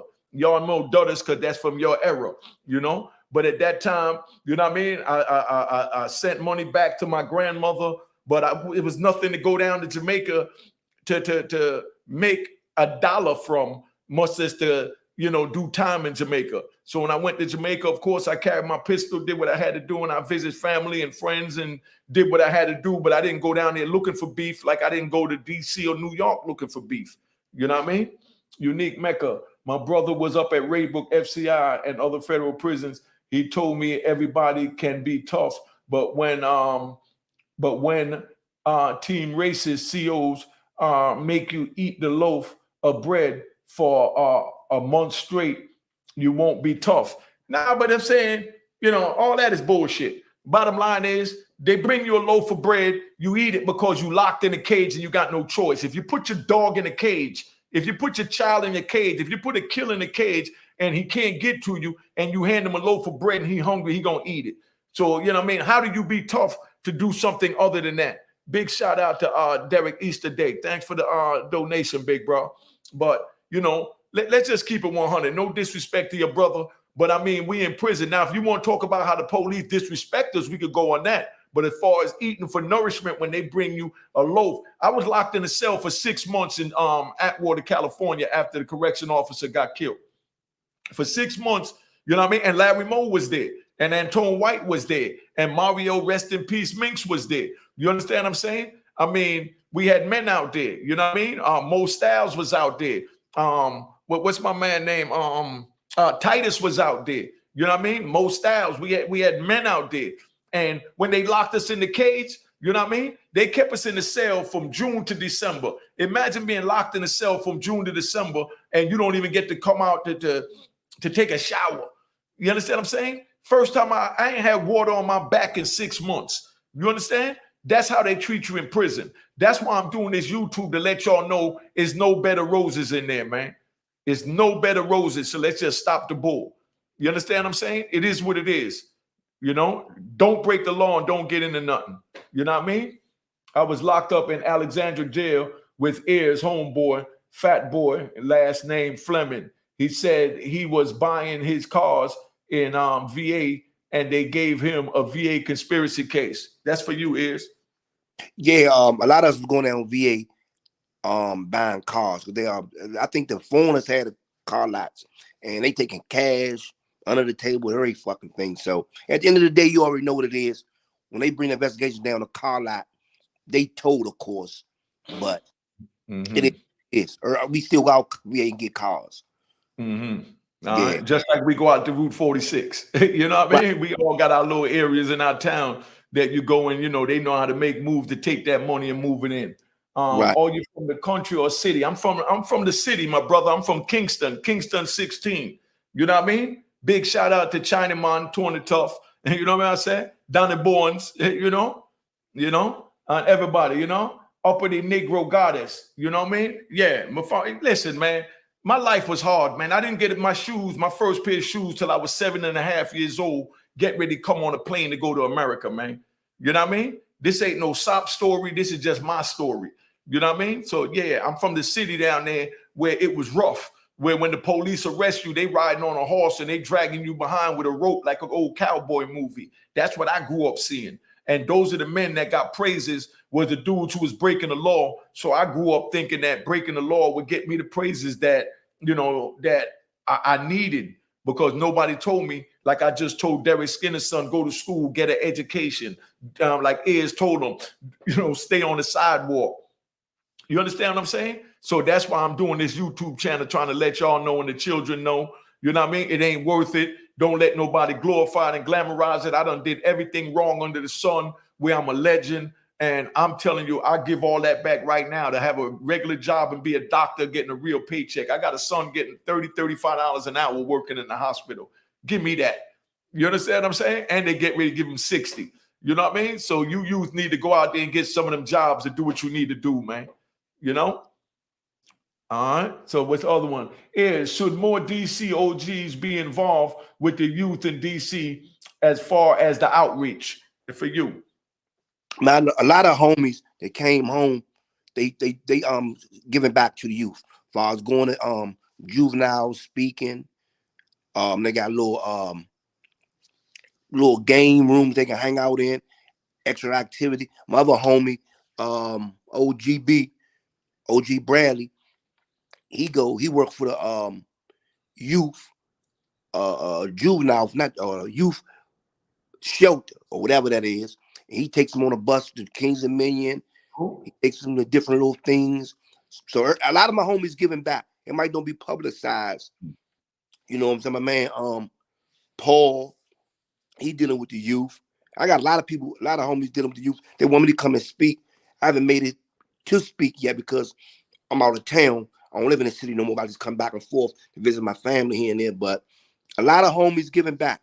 They might don't be broadcasting on YouTube, but they giving back. They doing a lot of youth. They doing a lot of work with the youth. From what's that on the hill? Receiving Home. When I was back there, it was called Receiving Home, but it's something new now. But they a lot of my homies reaching out to the youth. Programs. There's a lot of programs out there. They speaking. They're going around speaking to the youth and everything. So a lot of homies giving back. Yeah, because I'm with a program just to piggyback. I'm with a program out of DC called Credible Messenger. Big shout out to Clinton and King Tone. You know what I mean? That's King Blood's son. You know what I mean? And I know a lot of brothers in DC, LA. You know what I mean? We got Rat. You know what I mean? We got my man Whack. We got Two Trey. I know a lot of good brothers in DC that is giving back. You know what I mean? But like he said, they not on YouTube. So if y'all want to see them, I'll bring them on my YouTube because they're gonna come on a stand-up man's channel. No disrespect to anybody else.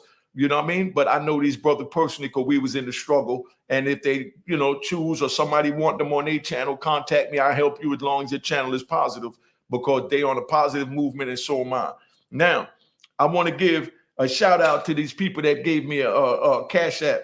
Expedito Camacho, Guy Reed, Reno Williams, Jamal Bowman, John Nixon, Derek Easterday, Skrilla, Bobby, Chad Love, Nixon McCrae, Blue Random, Tyrone Clanton, Skrilla again, you know what I mean? Big shout out, Ernest T, Xavier, Bobby Fiscale, Tommy Guns, Derek Easterday again, Sandra, Dwayne, Alan Boone, Martin, Cheddar Ty, Michelle, Abdus, you know what I mean? Ernest Curry. No, I want to say their names. Kobe, you know what I mean? Jonathan Vasquez, you know what I mean? Joe 3496, Richard Chapital. Let me see. We still going here. Matt Light, Alex James, Errol Medina, Scotty Gilbert, Randall that was just on gave a cash app. Sandra again, thank you again to everybody. DMC, LLC, Cedric Dreyer, Derek Skinner, and Eric Moore. I want to thank everybody and salute for giving the cash app because that's what it's about. You know what I mean? So, we keep it 100. Al Pizzle, you know what I mean? Thank you. But that's what it's about, man. Like I said, I wish I could spin the camera around and show you the room that I'm in.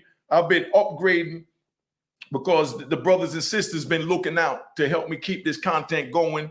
And that's why I reached out to, my big brother over here is the Christ DC's finest and my man Larry Moe and Randall to come up here to let y'all know that we here, man. But the same way y'all make donations to other foundations, don't think that because we got a YouTube channel that we not a foundation. You understand what I'm saying? Because all this costs money, man. You know what I mean? And, we ain't even talking about the Wi-Fi bill. You know what I mean? But let me see what the next question is. King Tone the Truth. I miss him coming on live. Can you ask why he stopped his lives every Friday? Oh, yeah, most definitely. You know what I mean? I'll ask him for you.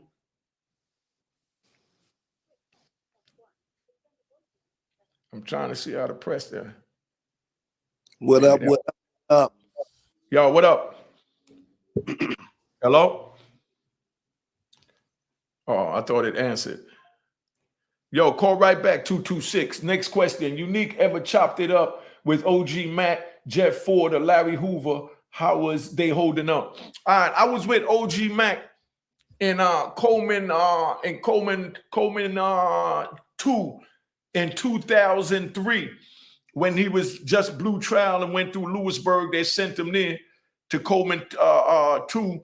I was in the shoe with him, and he was on the way to ADX, and they was playing games, lying to him like if they was gonna send him to a regular USP. You know what I mean? But you know, yeah, and Larry Hoover, yeah, he was up there with us in ADX, and you know, and Jeff Ford. You know what I mean? Hello? Yeah, I'm having trouble answering the phone. Next one. Did the brothers look after your family and women while you was away? It's a long time to be away. Must have been stressful times for them, and a lot of relationships are broken. It's a real test. It most definitely is. I was blessed to have good brothers look out for me. You know what I mean? While I was in, I was blessed, and I want to thank my brothers for looking out when I came home. You know what I mean? They looked out again, and a few other brothers looked out because, you know, men recognize men, man. That's how we do it. You know what I mean? So, you know, I want to thank my brothers for being there, looking out for me while I was in. But I want the youngins to know it ain't always like that, because a lot of brothers that I thought would have looked out for me, you know what I mean? They didn't. The ones I thought would have looked out didn't. The females I thought would have did the bid that I thought I was in love with, they wasn't there. It just don't work that way, you know? Yeah, what about you, Ears, on that question? I was blessed. You feel me? To have good men in my corner, family support. So all my bits, I was good. 1 second. On all my bits, I was good. Family support, friends, associates. Yeah. So I was blessed. My children, school clothes, whatever they need, Christmas. So I was good. I had a lot of good people. I did a lot of good shit for people too, but I had a lot of people, good people, men in my corner. So I was good. My family was good. So. All right. We got a call on the phone. What's up, caller? How's it going, man? Love watching your videos, man. Keep making them, man. I watch them every day. Mm-hmm. Where you calling from, family? Canada, man. Yo, Iz, we got them all the way from Canada watching Unique Mecca Audio, son. That's right, love. Yeah, keep making your videos, man. I watch them all the time. All right. Well, thank you, big brother. You definitely appreciate it. All right. All right. Make sure you hit that like button and share the joint. All right. Yeah, for sure, man. Yeah, for sure. And don't forget the goddamn Cash App. All right, my nigga. Yeah, man. Sometimes you gotta remind the family, man. You know what I mean? Yeah, right or wrong is. You right, know what I mean? You already know when you hustling on the block and a dude come up to you and say, man, you doing good, boy. I love that car, boy. But you know, a nigga fucked up right now. You know what I mean? You gotta respect that. You gotta give him something, yeah. You know? Gotta look out for him. Yeah. Hold on. I'm trying to answer this call. What's the question on the screen? Read that, Is. When you was in Lewisburg, was it 95? Yeah. Oh, yeah, Ricky Duval, my man from Baltimore. That's family. I heard he home. Tell Ricky to get in touch with me. Ricky Duval, of course. Ricky came in with 5 years and wound up catching a life sentence over the phone. I'm going to bring him on here so he can explain to you how they railroaded him with that. Because like I said, yeah. I know. I don't remember my new bull, but I know Ricky Duval. That's my man with Fat Sammy, and all of us was there. You know? Hello? I'm trying to figure out how to work this Android. Bear with me, y'all. I'm an iPhone man. You know? My fam was at Raybrook with Guy Fisher. They was in different cars, but bonded over basketball. Yeah, God loved basketball. Glad the OG Guy Fisher was able to come home. Oh, most definitely. Welcome home, Guy Fisher. Al Pizos, thanks for that donation, family.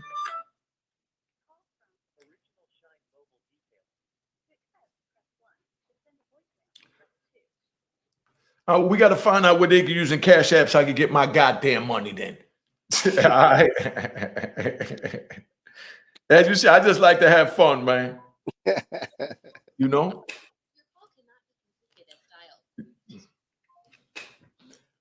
Man, only people say New York and DC didn't rock together is niggas that wasn't in the system or ain't on man time. DC rocked with everybody, man. You know what I mean? My man Larry Moe held down the Louisiana car. I'm gonna tell that story probably Monday. I'm gonna do it over the weekend, might even edit it, put it in there.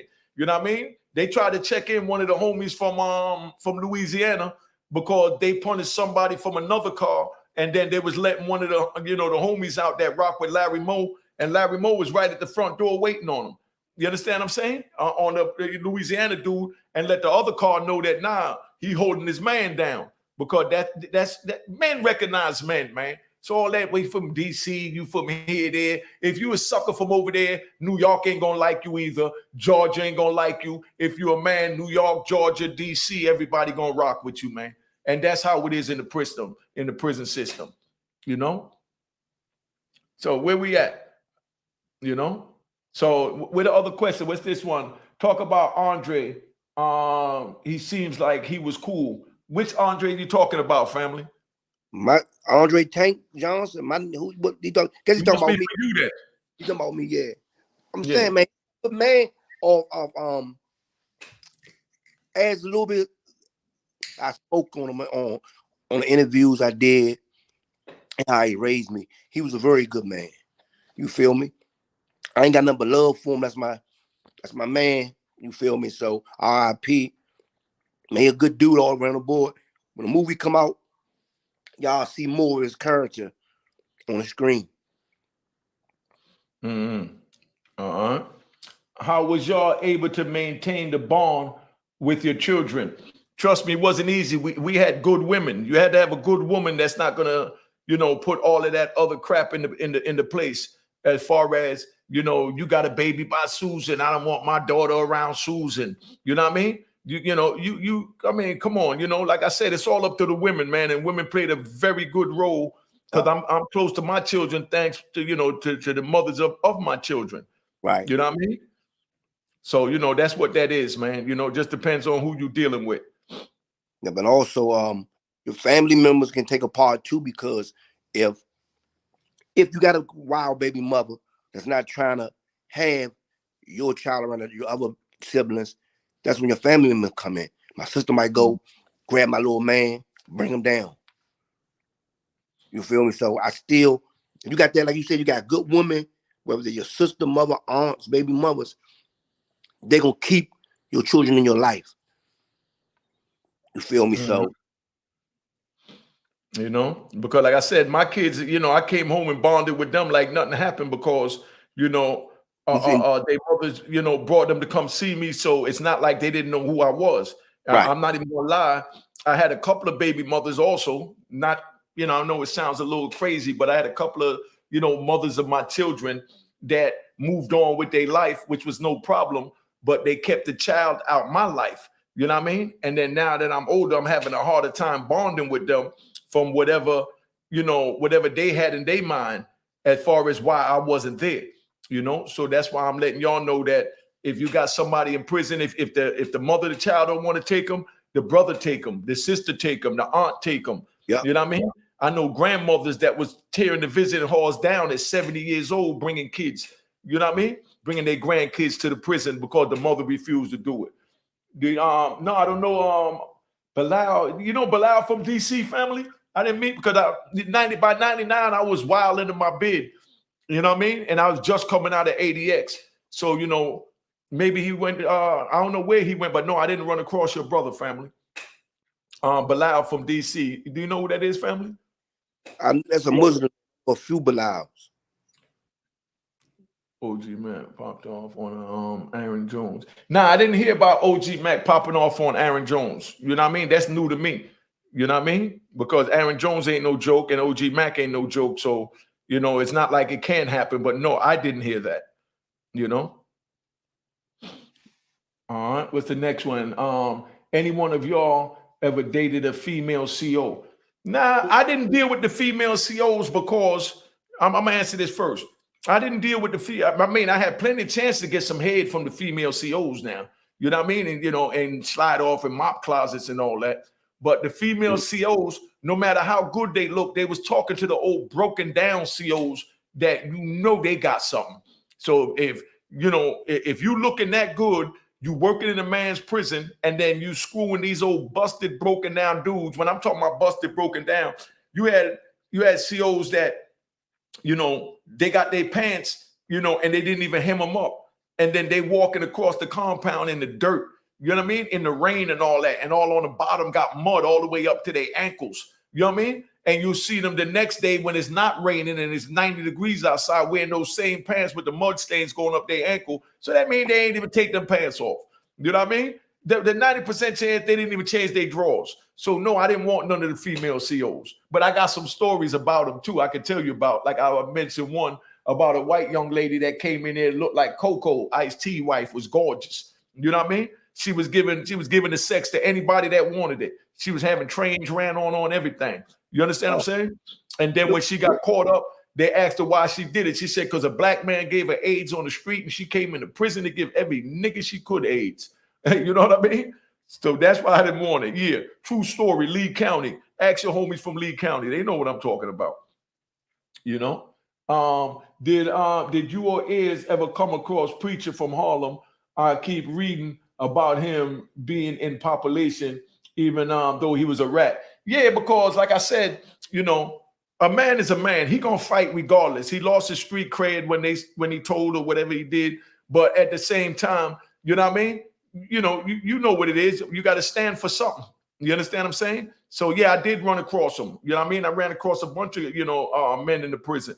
But I'm out here because I didn't worry about what the next man did in the courtroom. I worried about trying to win my case in the courtroom to go home. I just know to stay in my lane. You understand what I'm saying? And continue to pursue for my freedom. Yeah. I said I'm a load in a camp dude. I don't have no violence, so I ain't gonna be in ADX and the pins and the super maxes. I ain't gonna be there. I'm non-violent. You feel me? Yeah, I mean, I wish I would have took a page out of your playbook. You know what I mean? I came right in and went at the police and wound up in ADX for 5 years when I was only in Lewisburg 10 months. Right. So, a lot of it did the same thing. I was like, man, I'm trying to get out of jail. You feel me? So I follow the rules. I'm trying to get out of jail. Life on the outside. You feel me? So as far as the COs, if COs wanted to get at me, I really never try to have sex with them. My main thing is go get this law work that I can't get and bring it to me. Everybody thought I was crazy. Everybody thought I was crazy. You don't want no pussy. I said, I'm trying to get out of jail, Mo. I can get pussy on the street. I'm trying to get out. I'm trying to get out of the slave plantation. Man, he on something, man. I'm not on anything. I'm trying to get out. If I'm out, I get all the girls I want. You feel me? Everybody thought I was crazy. He just off the streets. Man, wait till he get some more time and he gonna be wishing he did. Nope. All right. Now, yeah, I was with Spig Nice up in Raybrook. That's the only rapper I was with. And then when I got out to Lum Park, Mac Dre had just left when I got out to Lum Park, Now, we got one for you over here, Is. What he say?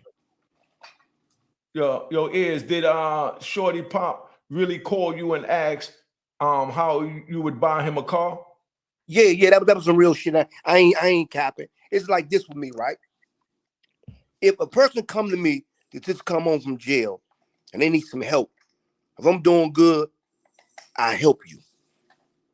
You know what I'm saying? But some people you really can't help because they still got the mentality that they soft for extorting you. You feel me? So he was one of them types like thinking like, oh man, you got it. I'll pull the rec took care of him. I can't take it no grown dude. Once I throw you something, you can have this, you can have this. A month later, you gotta grind. You ain't trying to grind, you got the wrong dude. So that's when it came about. Man, can you buy me a car? We had some words. Nah, you ain't. I buy my bitch a car. I buy my baby mother cars. I don't nigga no car. Fuck out of here. And that's what we had to fall out. And then like probably 2 weeks later, he got killed at the Classics. But all right.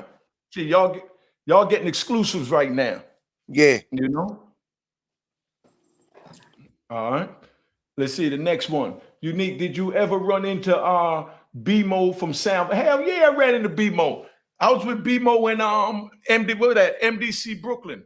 You know what I mean? When 2007, when I was coming up from Raybrook, I ran into BMO and BMO looked out crazy for me. You know what I mean? And my man Justice, you know what I mean, from Cortland Ave, he had common fear, and they had me on diesel therapy. I'm running all from different, you know, I'm talking about, but hey, they put me on diesel therapy on an airlift. So they took me from like California to Atlanta. You understand what I'm saying? To Oklahoma. I've been on you know what I mean? Yeah, I've been on their bike twice. Yeah. Okay, hold on. I can't hear you, Ears. Now, so I went on diesel fuel about twice. Diesel therapy, I did about twice when I was in the feds. Yeah, so you already know. I'm hip. It ain't bad as everybody made it to be, though. You know what I'm saying? You just can't get comfortable. Yeah, you know what I mean? But the homie was on common fare, so he cooked me a big meal, and I ain't gonna front. It was a vegetable meal because common fare mean that you only get vegetables. You know what I mean? And rice. But that joint was like steak and rice. You know what I mean? That's how good that joint was to me, you know? Right. Yeah, Shorty Pop got killed at the skating spot. You want to speak on that, big bro? No, it was the Classics. It was a Classics. It was a club. It wasn't a skating ring. He got killed at the Classics. It wasn't Crystal Skates. It was the Classics. Nightclub.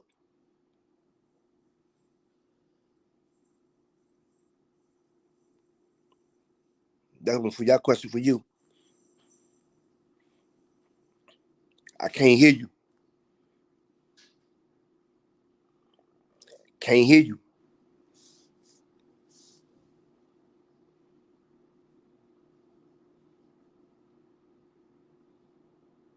My bag, my mic was mute. They had what they call a forfeiture law. You know what I mean? The forfeiture law, I think is what the hell is it, man? Like 1956 was the conspiracy. Maybe 840 something, but you know what I mean? I was 848 kingpin. They got so many goddamn codes, but they have what they call a forfeiture law that says that if you get convicted of drugs, they could take everything you own, saying that drugs brought it. You know what I mean? So that's why, like Young Jeezy said, you put the car in your auntie name or your mama name or your sister name or your baby mama name. And then when they go at them, they got to show that they had a job to be able to do that. You understand what I'm saying? If not, they're going to be on that case. Yeah. You know? Let me see. Man, the Classics used to be the spot with Essence. Tell them about what the Classic was like while I run and get something to drink, family. I'm going to pop off the screen. Tell them what the Classics was like. You know, give them a typical night walking in the Classics. Man, the Classics, man, be so crowded you can't get in the parking lot. They park on the side of the streets. Females come out. VA, Maryland, DC, they in there. You got to get there early because you might don't get in. Then you just park a lot of pimping. But yeah, like I said, there's a lot of bodies been dropped of the Classics. They got some wild spots where you park your car at. So I said the Classics was like that. The Classics a known spot. For the honeys. That's for sure.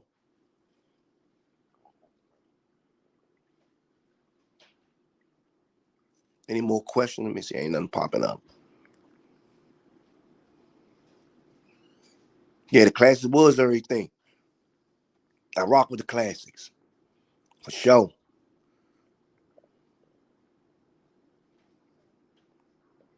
Nah, the Classics is a club.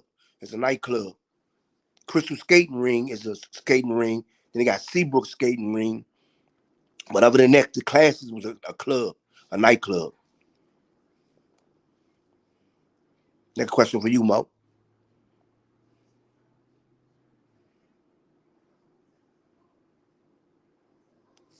Can't hear you. Yeah, my bag. Yo, the first time I went down to DC, I came down there with a girl from Drew Hamilton. I ain't gonna say her name. No, my bag from the Dunbar. I dealt with so many goddamn women. I get them all confused. But you know what I mean? But I came down here with a girl from Dunbar, and she was dealing with another Jamaican brother, and she was down there, and you know, it was my little shorty from up here, but she had a Jamaican down there that was getting his money down there, busting his gun, doing his thing. And so you know, I'm Jamaican too, and she like Jamaica man them. You know what I said? So you know, so she took me to Crystal's, you know what I mean? In a hotel right next door. Yeah, I didn't know that. You know, over there on Marlboro Pike. Yeah. You know what I mean? Yeah. I you know, but no, what's that? Branch Ave, right? Branch Avenue is on skating ring on Branch Avenue. Yeah, Branch Ave. Yeah, Branch Ave. I'm thinking it was a hotel across the street from the skating. Yeah, exactly. But I heard the music and I didn't even know what the hell was going on. I wake up and it's it's music playing, cars coming out, and I'm sitting in there with 2 keys in the hotel. So you already know where I was at with it. Right, You right. know? And Yeah. you was in a tough hotel right there, Mo. Yeah, but I didn't know. That was the first time she brought me down there. You know what I mean? Yeah, you know. But you know, it is what it is, man. But it was a hell of a time. What was the other question you had for me up there that I told you to hold up on? What's the best way to pass your jail time with no issues? Read books and stay out of people's goddamn way. Go ahead, Diaz, answer that. That's right. Focus on getting your time out and working on yourself. That's it. And that's it. You know.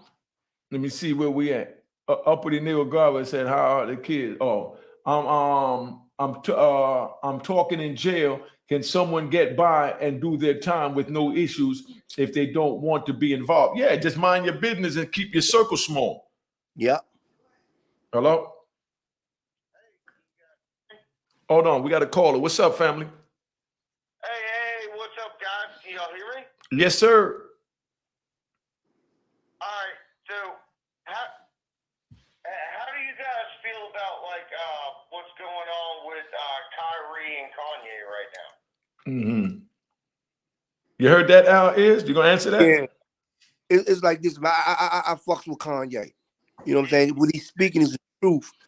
Yeah, we hear you. He answered the question. Go ahead. Hold on. Let him answer the question. He's answering the question. Listen on the screen. He's answering the question, family. Yeah, so I like Kanye. I fucks with him. He said he's speaking a lot of truth. My only thing is, if it was me supposed to came out a while ago with the truth, not so late, but late is better than never. So I still respect him doing what he's doing. All right. And my answer to that is that remind me of when I was on the street and back in '92 when Arsenio Hall had the #1 night show, you know, and they told him don't put Minister Farrakhan on his show, that was going to cancel him. And he thought because he was getting better ratings than Johnny Carson, who was #1 for 50 years, that they didn't have the power, you know what I mean, to fire him because they was going to worry about the bag. So he put them on there anyway.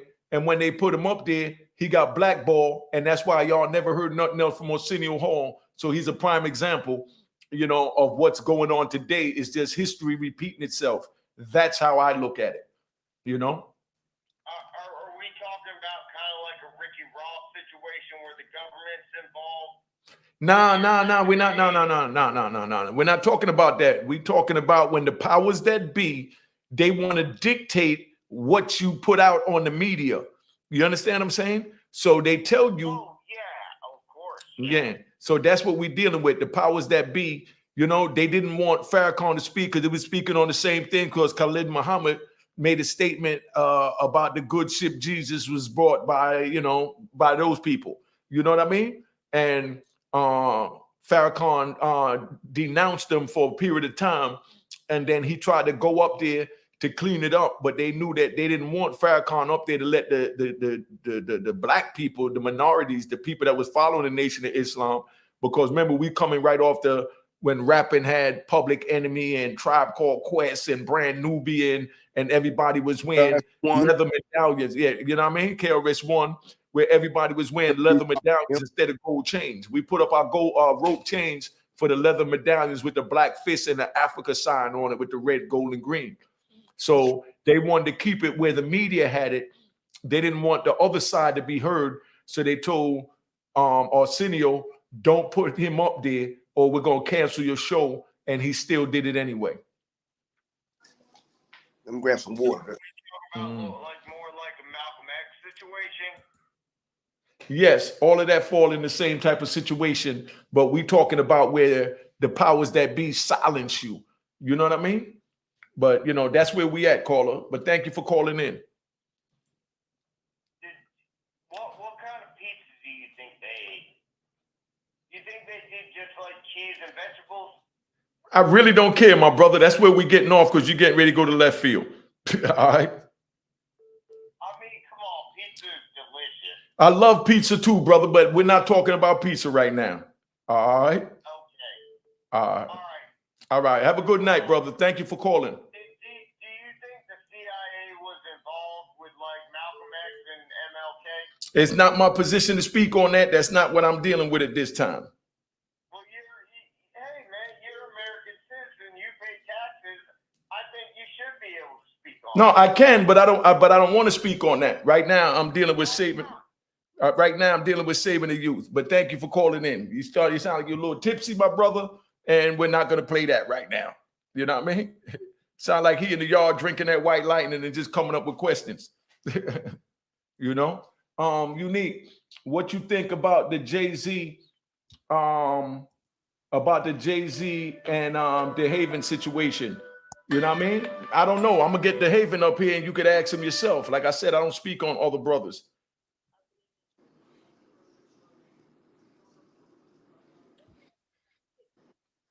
Yeah, I got to figure out how to use this shit. I'm trying to answer this call. Hold up, Bong.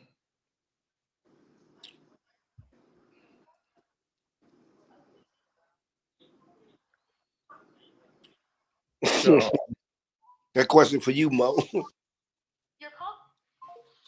Unique, an old timer from Chicago told me you had this chick and you had her driving your BMW and Saab from DC to New York. Well, I don't know who his chick is. I had a whole lot of chicks. You know what I mean? Hey, how you answer this shit on an Android, man? I got to get over to this certain spot. Let me see.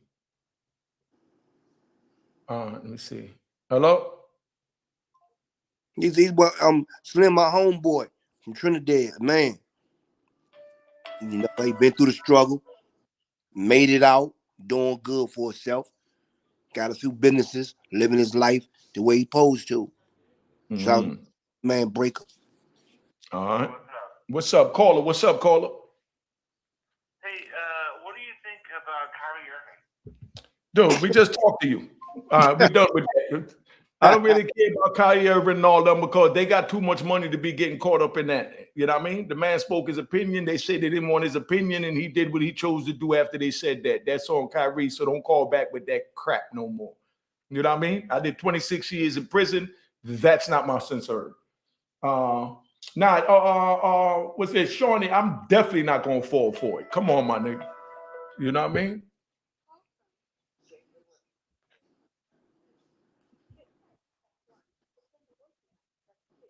Hello?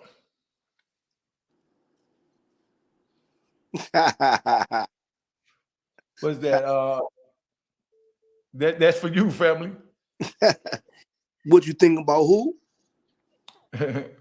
Rayful, I think he's trying to say. Yeah. Hey, man, I ain't got nothing to say about it. He broke the code, so, man, he got to deal with that. You know what I'm saying? Talk about I ain't got nothing to speak on about the rap. You feel Next question. You know? All right. So what's that? Hey, Unique. Was Dame Dash really outside in Harlem? Yes, he was. You know what I mean? He wasn't hustling, but you know that I know of. But yeah, he was outside. He was running with the big homie OG Daniel. You got to ask OG Daniel that. He didn't run with me, so and I don't speak on other people's business and certain things, like I said.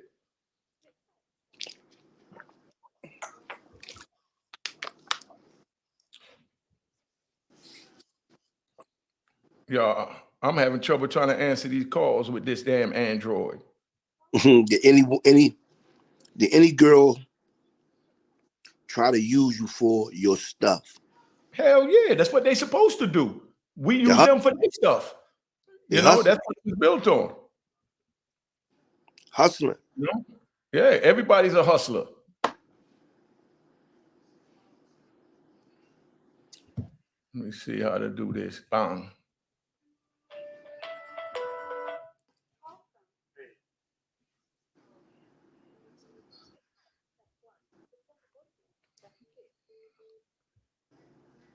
Every time I put my earbud in, it's connecting to that instead of to my thing.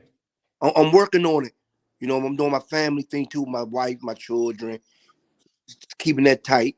But I'm working on it. I'm working on my book right now. It's taking longer than I expected, but it's coming. Trust me.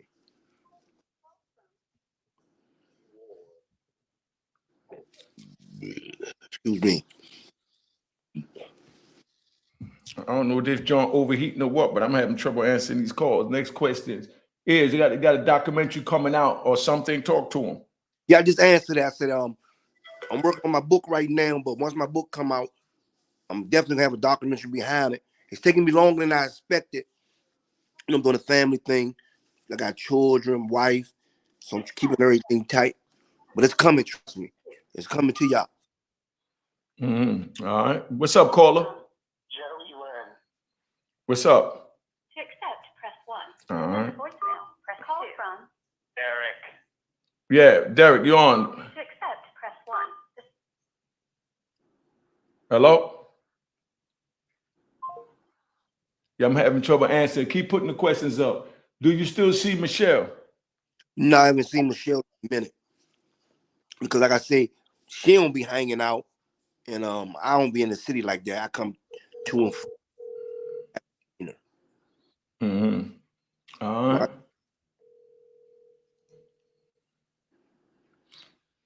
Why You gotta don't ask, yeah. You gotta ask Breaker that. You know, and like some people might say, whatever happened in the past, they leave it in the past. They don't want to bring it back up. But you gotta ask Break about that.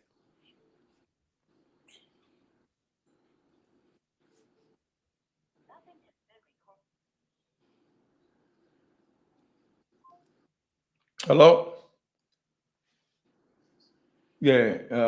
Do you holler at William or Walter Fleming, fat boy from Trinidad? I go through the dead here and there. I ain't been through the dead in a minute. You feel me? Like I said, I ain't in the city no more. I come to the city to visit. I'm out west and back and forth. You feel me? So if I run across the homies, they not to get in touch with me. You know, through IG, because everybody from the city know me, females, dudes. So nah, I ain't ran into nobody though. I haven't ran into Slim yet. All right. Next question. I think the more what's that one is, do you be we got that one. Let me see what this one is. That's for you. With this, I think the more appropriate question, how many years that car costs I just told you 26 years, my nigga. You know what I mean? And I just told you it wasn't worth it. Which one, be lied to you, or was that supposed to be insulting?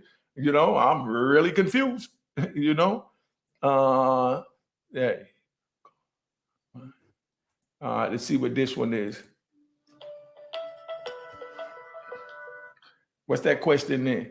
You ever watched the movie Shot Callers about the Aryan Nation Brotherhood? Nah, I never seen that. I didn't watch too many movies in jail. I ain't watched TV. Yeah, that's what I'm saying. I was busy trying to get out of prison. That's why I'm out. That's for you, Jamaica. Was there a large Jamaican crew in jail? I'm also from Jamaica. Oh yeah, you know, it wasn't a large Jamaican crew, but it was an official Jamaican crew. You know what I mean? Let's put it that way. You know?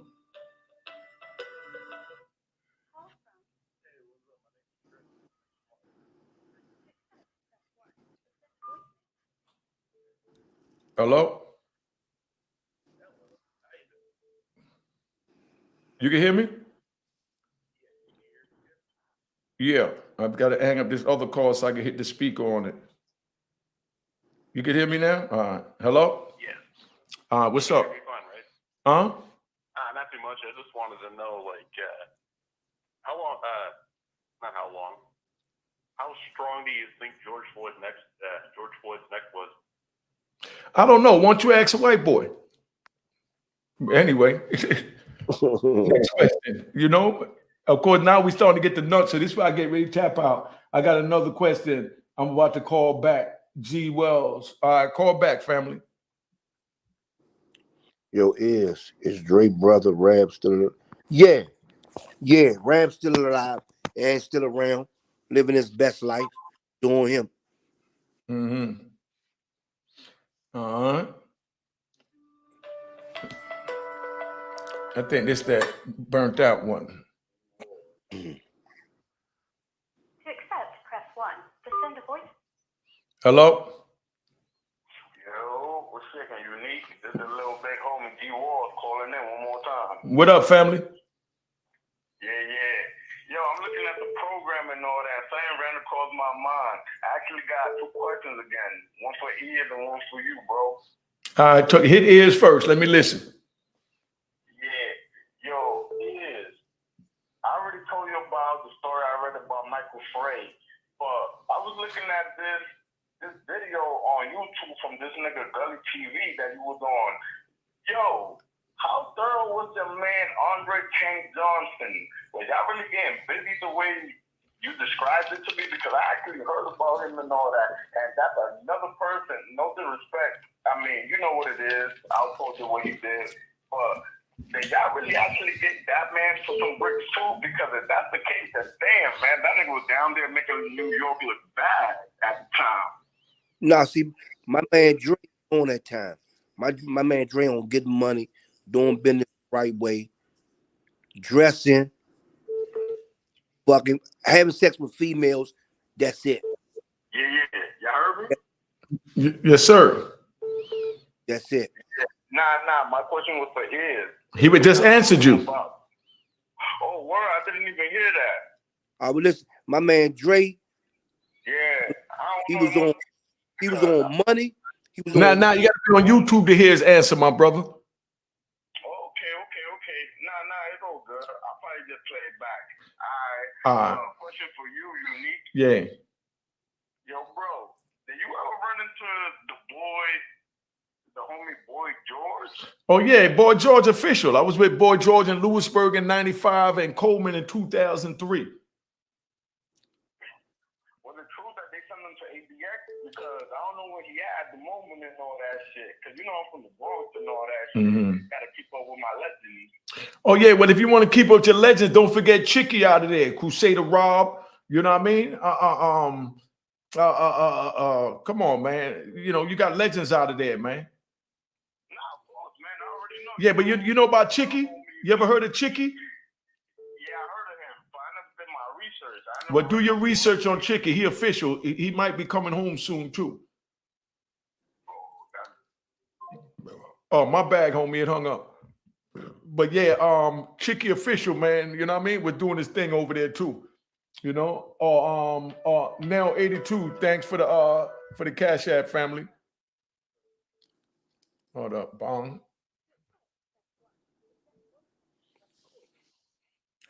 I'm trying to figure out how to do this shit. I got to go to Best Buy for him to show me tomorrow how to do this.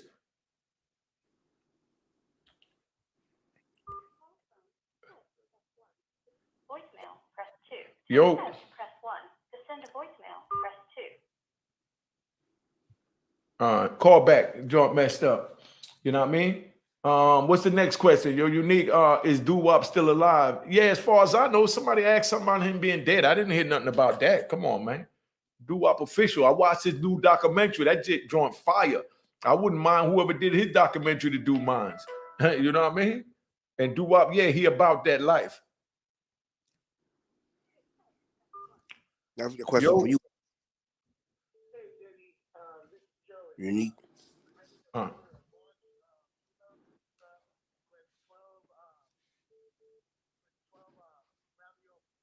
Yeah. Unique, your views on Duddas being in U.S. prison custody of the wiretaps and him never traveling. I mean, that's how they work. You know what I mean? I mean, like I said, the government don't play fair, man. You know what I at mean? That's all. the bottom line. The government don't play fair. So I mean, anything is expected from them. You know. We got a caller from DC. Let's see if I get this. Yo. I have a question for Ears. All right, DC in here. A female got a question for you, Is. Go ahead, sis. Okay, hey Ears. So I always wanted to know because I actually just now like hearing about y'all stories. I wanted to know, have you ever felt what it is that you could have done differently to prevent your best friend death? Like, you know, things happen, deaths happen. And have you ever sat there and like, damn? Because he always, I just listen to the story. It felt like he always is the smart one, the one that was this, the one that that. So do you feel like it was, you just sit there being like, damn, man, maybe I should have told him to sit down, or maybe I should have, like, have you ever felt that, like, thought about that? The only thing I thought of, I told my man before he met the rat, man, take me, don't leave me, Mo. First thing he started saying, why you, it's too much bullshit, it's too much BS going on. Why are you even dealing with him? You good. So he made the decision to deal with him. And I told him, don't leave me. I'm waiting for you. And I waited for him, He left me anyway. So it wouldn't have been, if I was in the car with him, it would have been played out different. You feel me? So he left me, and he paid for it, and it is what it is. R.I.P. All right. Caller, what's up? Where you calling from? What's your name? Is this Unique? Yeah, what's up? Oh, I don't believe it. Unique.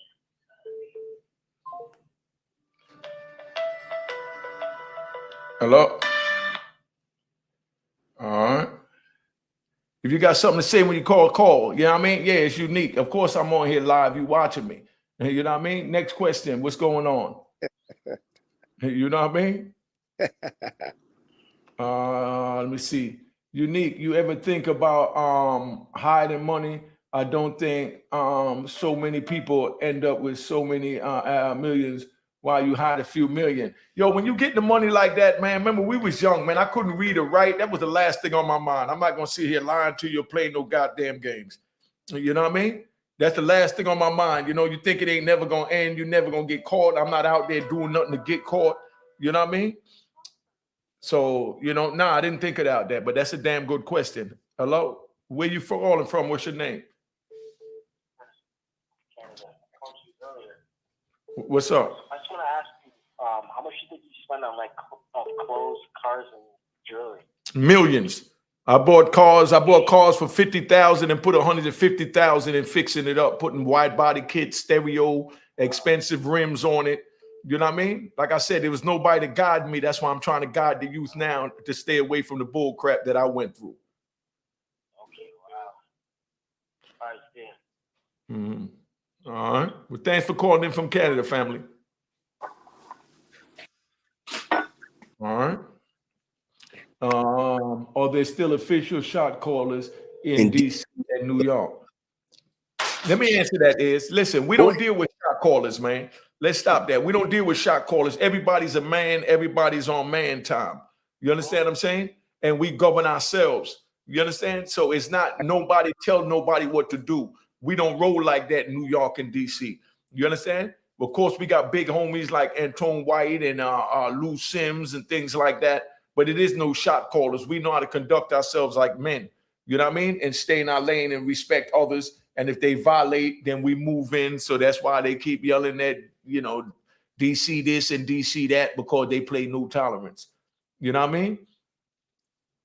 All right. Nobody have money like that, laughing out loud. You think it's not gonna stop. And the shit you save the family and to spending it. You know what it is. I went to jail, man. My family, the same ones I was looked out for, like the same homies I was looking for. They all, you know what I mean? They took what I gave them, what I left with them, and a lot of them said screw me and moved on with their lives and all that. And I came home and just let it ride, man, because like I said, that's a time of my life that I'm not proud of. So, you know, it is what it is, man.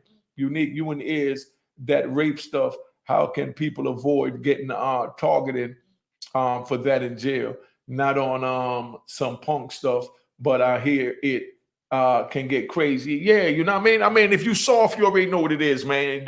That's why I say don't go to jail.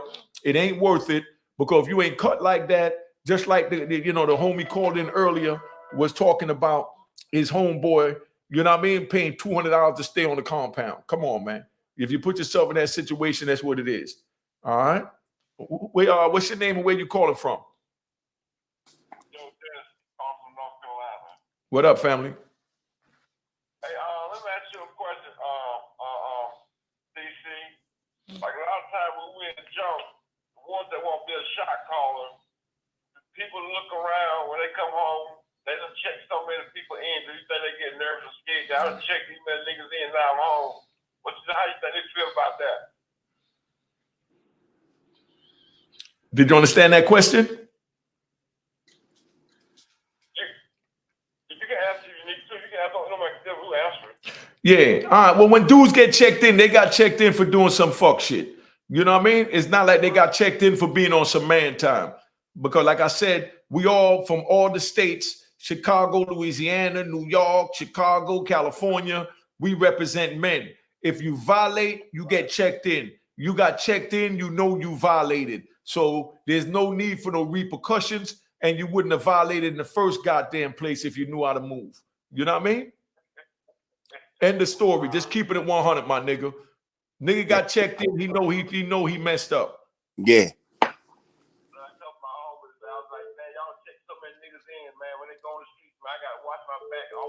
Nah, but if you check your homies in for being stand up, then you got to watch your back. But if you check them in because they violated when they was in the shoe or while they walked in, they know, damn, I screwed up. You know what I mean? Period. So, as a man, you take responsibility. Listen, I got hit in the head with a lock in Atwater. You understand what I'm saying? And I'm not even mad at the dude that hit me in the head with the lock. You understand what I'm saying? Because I violated. You know what I mean? If you violate, you wear that. But as humans, every once in a while, we might slip. You understand? But you can't sit here and say, oh, I slipped, but I shouldn't be punished or I shouldn't be disciplined. You understand what I'm saying? So that's why you got to make sure you don't slip so you don't get a lock in your head.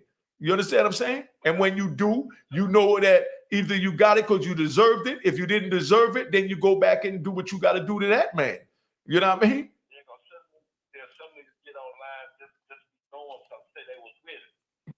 And like I said, come on.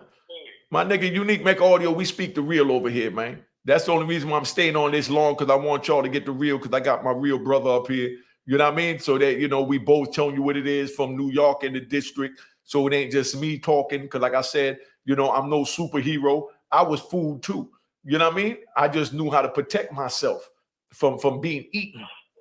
You understand what I'm saying? All right, man. Y'all keep up the good work, man. Thank you, big homie. I mean, right or wrong is. Yeah, that's some real shit. No, I'm laughing at this question I just asked me. Is, Branch or Perry coming up? Who was the most feared? Yeah, let's hear that. Go ahead. I'm going to run go get my black and mild while you do that. All right, answer that. Oh, you ain't going to answer that? All right, we're going to get another one for you. I know Branch.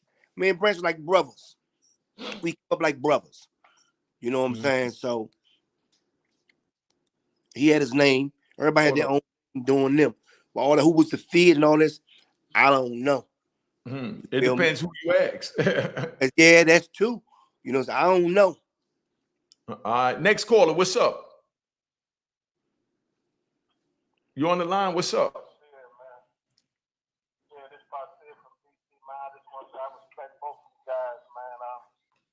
I know y'all is doing this thing, man. I was trying to reach you.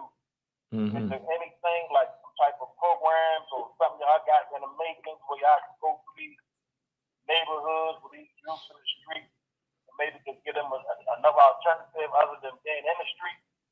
That's a damn good question. I'm with a program called Credible Messages with Clinton Lacey in DC. You know what I mean? They also got a branch up here with Tone and my man Joseph Gonzalez. And it's called Credible Messages. Look them up online. There is alternatives that we offering. You know what I mean?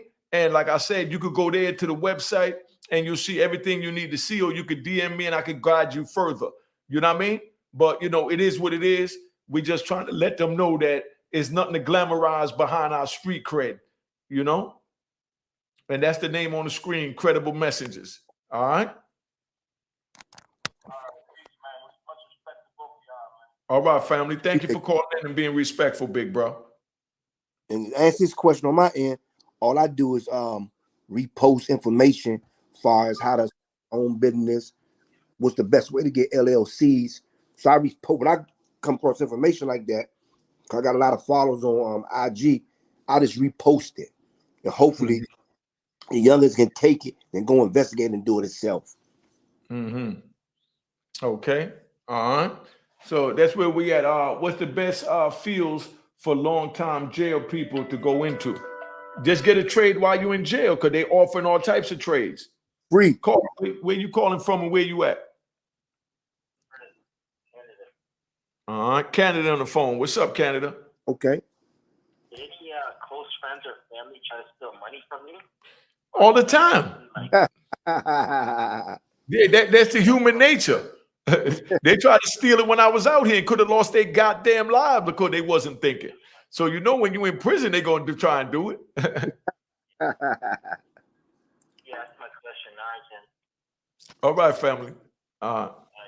Here's a question for you. As a man now, what advice would you give to your younger self back then? Now I got time to go get me another Black and Mild because I know you got an answer for that. What would you tell your younger self? You understand what I'm saying? Right now today, from everything you did. We get some good questions in here. So let me pop off. It is so much. I can't even explain right now and go into details and everything. But the same token, I was blessed by Dre to always have morals and principles instilled in me, far as not to kill over money, females, envy, jealous, etc. All I can give myself now is I'm thank God I made it. You feel me? My best friend didn't, but I did. He living through me right now. And I give anybody, stay out the streets. Don't break law, it ain't worth it. The time don't add up to the crime. You feel me? So that's the best advice I can give myself back then and the youth out there. It ain't worth it. They're giving out football numbers. They hanging us through this jail time. They ain't hanging us through the rope no more on a slave plantation. They hanging us on a legal slave plantation, which is jail. 13th Amendment, second section. You feel me? So they killing us. They hanging us. So don't give them a chance to hang us. They've been killing us. They've been killing us long enough. You feel me? So I say, man, there's a lot of information out there on how to make money legit. As far as amateur, getting contracts with Amazon, get a box truck. I come across information, like I said, I repost it on my social media. So I can get back to the youth and let them know there's another ways and means of getting money. Still he's selling drugs, robbing, going on moves, etc. So just don't break the law. There's other ways to get money. There's knowledge out here now. Information age. Anything you want to know, Google it, look it up. How to get an LLC with no money. Can't hear you, Mo. Yeah. Now I was gonna say every morning this brother is send me some positive message on how I can make $2. You know what I mean? And something about our Black history. So you need to follow him at Is the Christ at Instagram. What is it? Tell them exactly. I know it got some underscores in it. Tell them where you at, family. Is the Christ hyphen DC Finest Gangster. All right. Is the finest DC's gangster. Is the Christ DC's finest gangster. My bad. Okay. Now every morning this brother send me something that I wake up and I look for what it just. You don't even know this. You know what I mean? I look for what he gonna send me every day because he sent me something on the slave ship and all that. A couple of like last week is always something positive, and that's why I wanted him up here because I know he on the positive time. Now, somebody asked me why I got hit in the head with a lock in that water. I'm gonna tell that. Yeah, it's a funny story. Like I said, yo, we men. That's like I said. I was fooled too. You know what I mean? Yeah. You know what I mean? I had my run-ins in the joint. You know what I mean? But I'm gonna tell that on one of my morning joints where I can give the whole story and go into it, how I played myself, and you know what I mean, and how the whole joint went. So you see that I'm not immune, man. I don't come on here to act like I'm no super nigga. You know what I mean? I'm just letting you know what it is, my nigga. We all been into something. You know what I mean? All of us. You know what I mean? And I'm gonna say all of us. You know what I mean? So it ain't like none of us is immune, my nigga. So for somebody to say like somebody's some super nigga, nah, my nigga. You know what I mean? What's your thoughts on mental health? I did a story on my YouTube channel. Y'all need to go back and watch some of them videos I got on there. I did a story on there where I talked about a brother from Chicago named Chuck that had mental illness, but they had him in the population, and it got a vicious twist at the end. I'm not going to tell you the twist, but yes, he did have mental illness and, you know, wound up punishing police and all that, doing like 3 months over his time because he ain't know how to go ask, you know what I mean? Yo, my time is up. Why am I still here? You know what I mean? Everybody share with your friends and family about this channel. One time and peace. You already know that's what this channel is about. Share it with your channel. And I guarantee you, is as positive as this joint is tonight, somebody gonna try and grab one little sound bite and twist it all out of proportion. But man, you know, I learned YouTube, so I only paid no mind. You know what I mean? I mean, I want to thank everybody for the Cash App. I will be going to Best Buy tomorrow to improve all these mishaps that we're having one at a time. You know what I mean? So the Cash App is open. Put the Cash App up there so they see it. Did you know Heavy out of Junkyard is? I know of him. I know of him. You know, he's very popular, the heavy one. I don't know him personally, but I know him. Yo, you know what I got? I got a video with Junkyard performing back in like 87, 88. Dang. You know what I mean? Yeah. Where you know, I went in with my camcorder and all that. I just ran across the tape the other day. You know? Bet. Is MJ dead or alive? MJ alive. I think he alive. He ain't dead. He alive.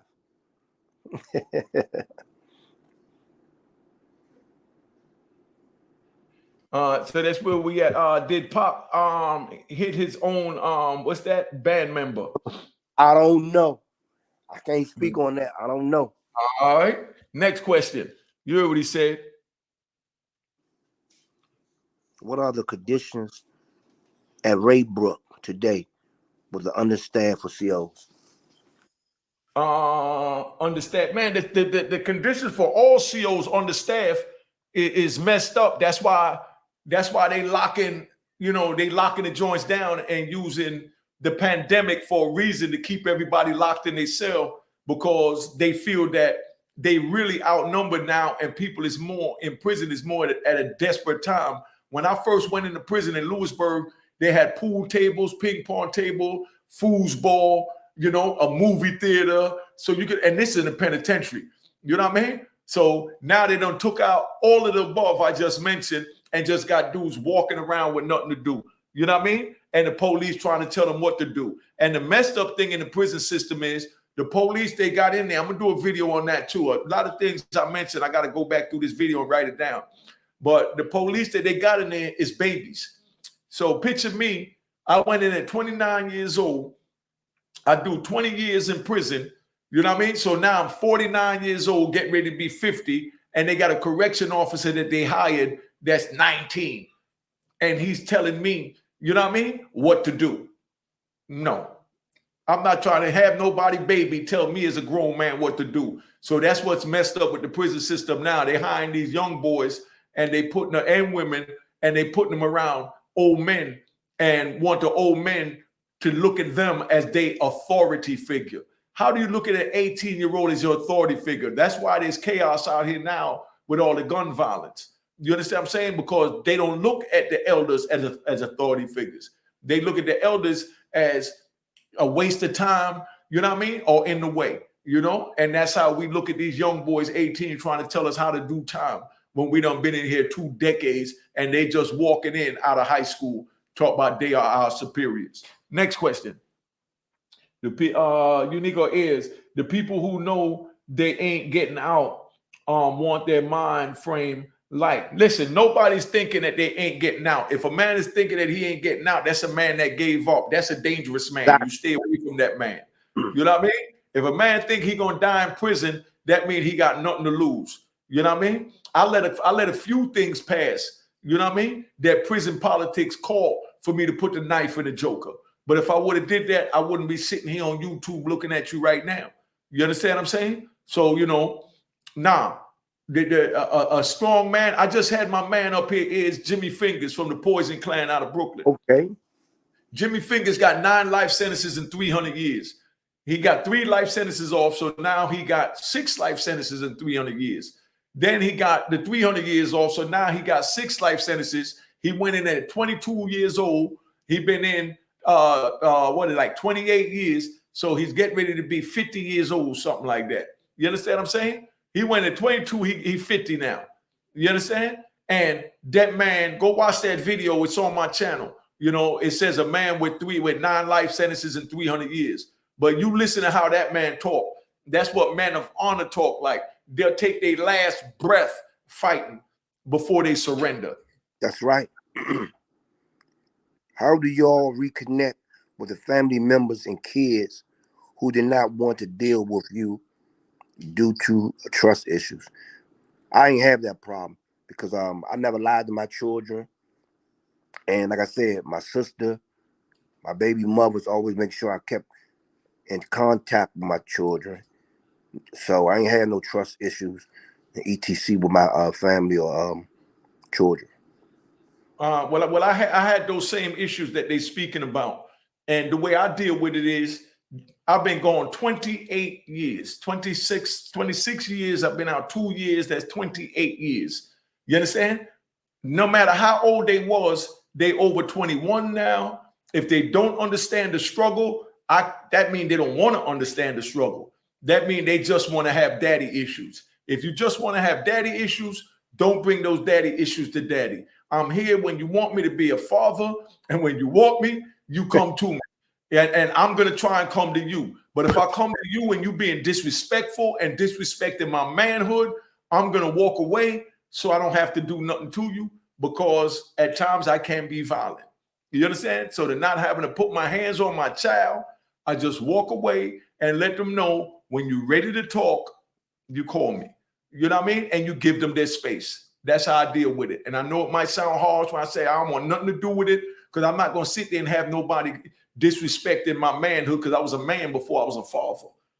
You understand what I'm saying? And you're going to respect me as a man before anything else. Because if you don't respect me as a man, you're not going to respect any other men that come in your life. You know what I mean? Just like, you know, dudes dudes that dudes that disrespect their mother, call their mother a bitch and talk crazy to their mother. You know we don't respect those men. You know what I mean?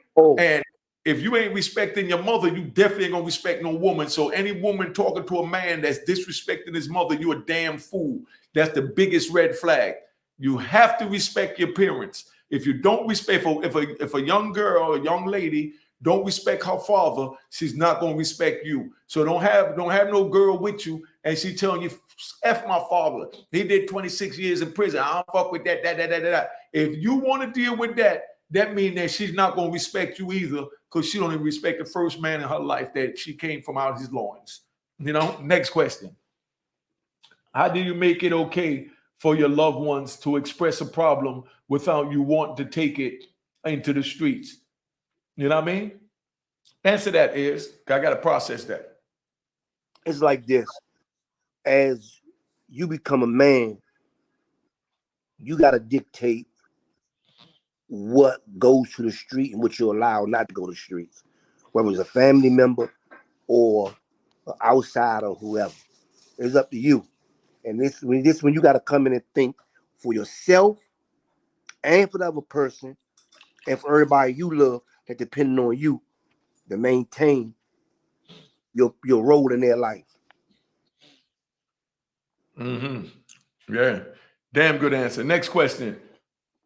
People who know they are getting out, what's their mind frame? Explain that, is. It depends on the person because everybody I know that got life and double life, they still fight for their life. They still file motions. I'm still sending money in jail for the jailhouse lawyers to file motions. Like I go around and talk to the lawyers for them. I'm doing all that. So everybody I know that got life, they don't consider themselves washed up. They're watching the laws. They filing motions. Every little law come out. Reduction come out. Whatever. Crack law, they on it. So it's based on the person though. Oh, okay. That's a damn good answer. Let me piggyback off that. First of all, Island High, thank you for the Cash App. Appreciate it. Now, the way I look at it is, you know, too many hustlers. What was the question? The last question that you was just answering is, put that back up there, sis. It was. What was the question? Is, do you remember, or what was your answer? They was trying to say that, what if your family member or something don't agree with it and want to take it to the streets? There you go, right there. Okay, well, if your family member want to take it to the street, they ain't your family member no goddamn more. End of story. If my family member disrespect my manhood, you know what I mean? I'm gonna try and avoid it. But if they push the issue and they want to be treated like a nigga off the street, I'm gonna treat them like a nigga off the street. You know what I mean? I'm just keeping it 100. I can't do it no other way. You understand what I'm saying? I'm not gonna disrespect my family member, but I'm not gonna have them disrespect me because I got their blood in me. You understand what I'm saying? If you want to take it to the street, I'm gonna tell you we ain't trying to go there. You get ready to make me go there. Please don't make me go there because you ain't built for what you getting ready to bring out. Leave the animal in the cage, and that's it. You know. That's this question for me. Yeah, what's that? What's your thoughts on Tony Lewis still not being released on nonviolent charges after serving over 30 years in prison? Yeah, you know, it's a shame, you know, but everybody, all the homies and his son, everybody fighting for him to come home. You know, like there's a lot of things. How you give a man life for drugs, no violence? My man Duval Hux, he got life, no guns, get caught with no guns, get caught with no drugs, and he got life. You know, like the system is jacked up. Like they said, they killing us. They killing us through the system now. They hanging us through the time. These illegal laws, and they kick it on us. You know what I'm saying? So, like I said, TL still fighting for his life. He got the whole city behind him. You feel me? We gonna keep pushing. We never give up. All right, and I'm gonna say this: free Kevin Gray. You know what I mean? Free the homie Kevin Gray. Official. Right. Yeah. Talk to him. Tell him who Kevin Gray is. A triple-double OG. He been in for a minute. He's still trying to get out fighting, but they blackballing him. They doing him dirty. But guess what? Still family, fighting for him. He fighting for himself. Still got love and support. And it ain't gonna go nowhere because all them good men. Exactly. I just talked to Kevin Gray a couple of days ago. He in with that McCurry right now. You know what I mean? I just talked to Kevin Gray a couple of days ago. I'm getting ready to do an interview with him on the phone so y'all can hear Kevin Gray speak. You know what I mean? That's right. So, you know, just let you know I represent the men. That's right. Yo, call him. Where you calling from? Who you are? Curtis, Canada. What's up, Curtis from Canada? Never know if class, Curtis, and having Julie. Like, you want to worry about people like phoning around and try to extort you and stuff like that? I mean, yeah, like I said, they out there. There's wolves out there, man. We stepped into the street, so that's a part of the street. That's why we told the youth, don't step in the street because you ain't trying to be a part of that. Because when a wolf come at you, you're going to have to be a wolf. You're going to lose your life, or they're going to lose their life, or you're going to lose your freedom, or you know what I mean? And that's what it is. So, I wasn't worried about none of that because I didn't care what the consequences was. That's why when I got my life sentence, I just dealt with it. You know what I mean? Because there's rules and codes to this. So when I violated and didn't listen to my mother and father and went on the street, it was what it was. It made me free game, you know what I mean, for prison, death, and wolves. All right? You ever get robbed or on the street or no? Nah, I mean, I had people try and rob me, of course. You know what I mean? I had a dude, you know, roll up on me, bust me in the head. I got 2 dudes try to rob me twice. That's a part of the game. You know what I mean? But like I said, I wasn't slipping, so I made it, you know, and they didn't get shit from me. But yeah, a couple of dudes tried to rob me. They supposed to. That's what they do. You know what I mean? Hustle. That's their hustle. Yeah, I'm not going to sugarcoat a goddamn thing. I just told you, I'm not immune. Ain't no man immune from that pistol. At all. All right? All right, family. You know, like I said, man, I give real answers here, man. I'm human, man. You know what I mean? You know, of course they tried me too. You know, that's what they're going to do. You know? All right, time to call in. Yeah. So, you know, it is what it is. Next one. Peace, unique, Allah. What needs to be done to reform the plantation system? What need to be done is they need to put people with mental health in mental health institutions instead of just incarcerating them in prison. Because you got a man with mental health issues and then you lock him in a cage and talk about he's in the shoe 23 hours a day and he already has issues. How did he survive? When he don't even know how to survive being in the free world, that's how he got locked up. So what they need to do is deal with the mental health issues. They need to train the COs coming in and start putting the young COs amongst the old men and expecting the old men to take orders from a young boy that just learned to tie his shoes and barely know how to wipe his, you know, nose after he sneezes. You know what I mean? All right, where you calling from? Who is it? Or do I got to hang up on you? What's up? Good question or fake question? All right. This is actually a good question, I think. My name is Joan. How you doing, Joan? I'm doing good. I watch your show faithfully. I wanted to know, would you ever do an interview in regards to how life outside of us in the free world, as far as just women and the family members and mothers and things of that nature, what we have to deal with our loved ones being behind the wall, especially those that are behind the wall, not just like a 1 to 3 or 2 to 4, those that actually got that life on the back and we're fighting to actually get them home. But the process of what we actually have to go through with getting the visits and sending packages and on the phone and just the hardship that we have to deal with. Would you ever address, you know, just even a relationship of having a relationship with somebody behind the wall?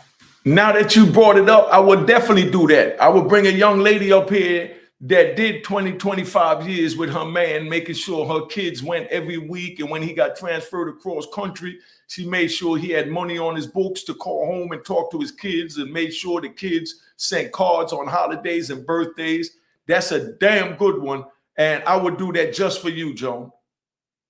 Thank you, because I think it's really important. The fact of the matter is, we hear the stories, and let me tell you this.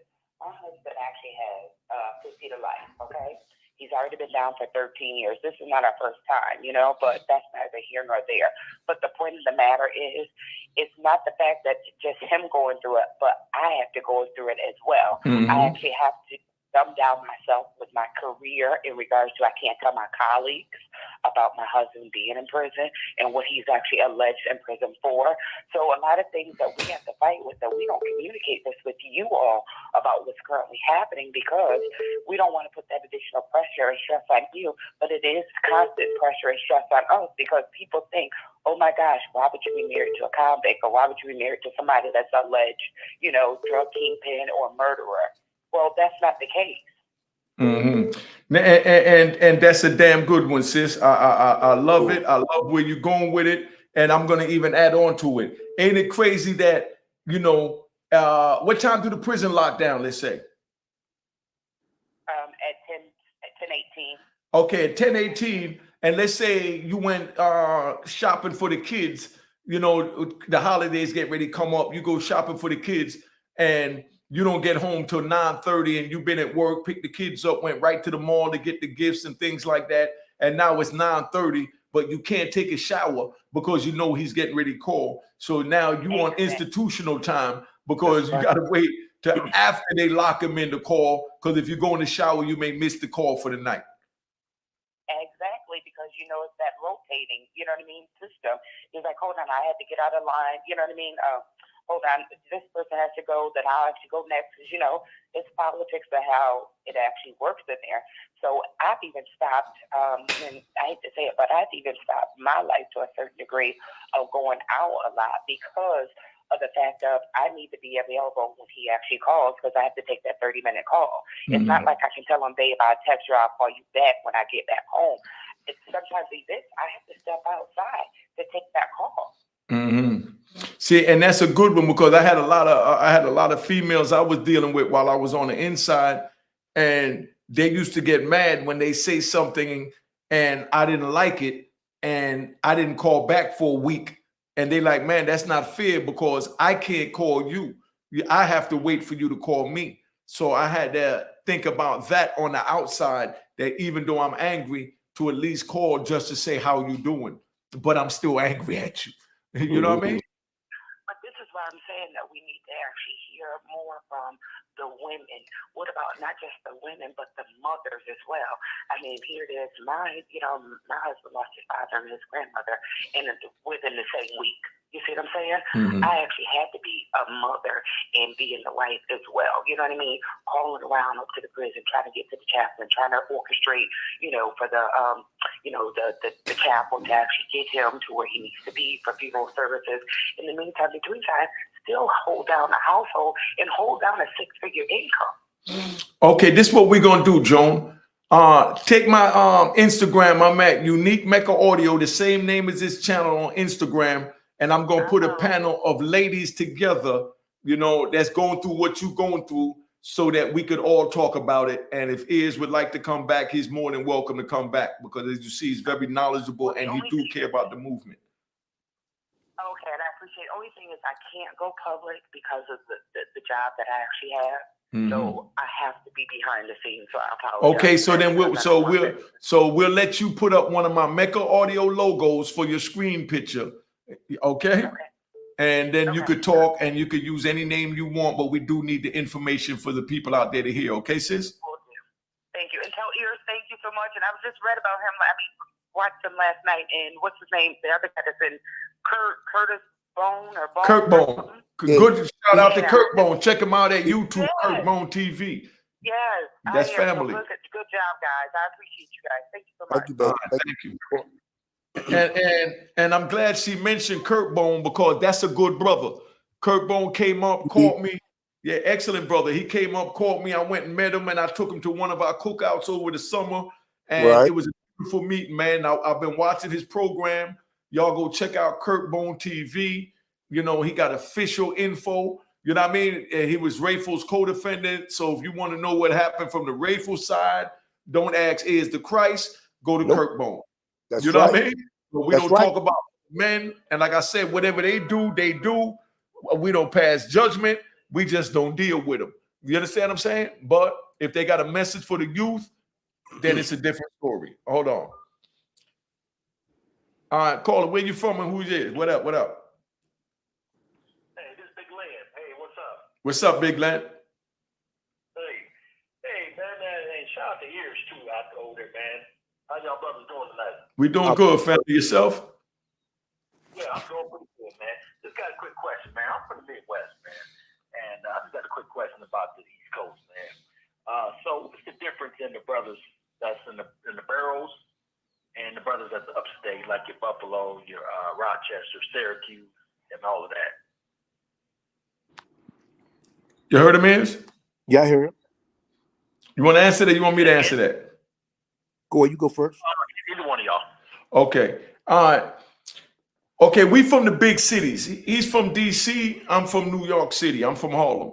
You understand what I'm saying? Okay. So it's like upstate, Rochester, Syracuse is like Suitland, Maryland, Upper Marlboro. Those are more, no disrespect, the suburban neighborhoods. You know what I mean? So you get men from the big cities like DC and New York that try and look down on the brothers because where they from. But like Eric B. and Rakim said, it ain't where you from, it's where you at.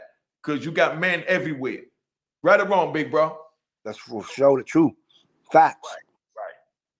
I actually looked at a program with a couple of brothers from Buffalo, man, and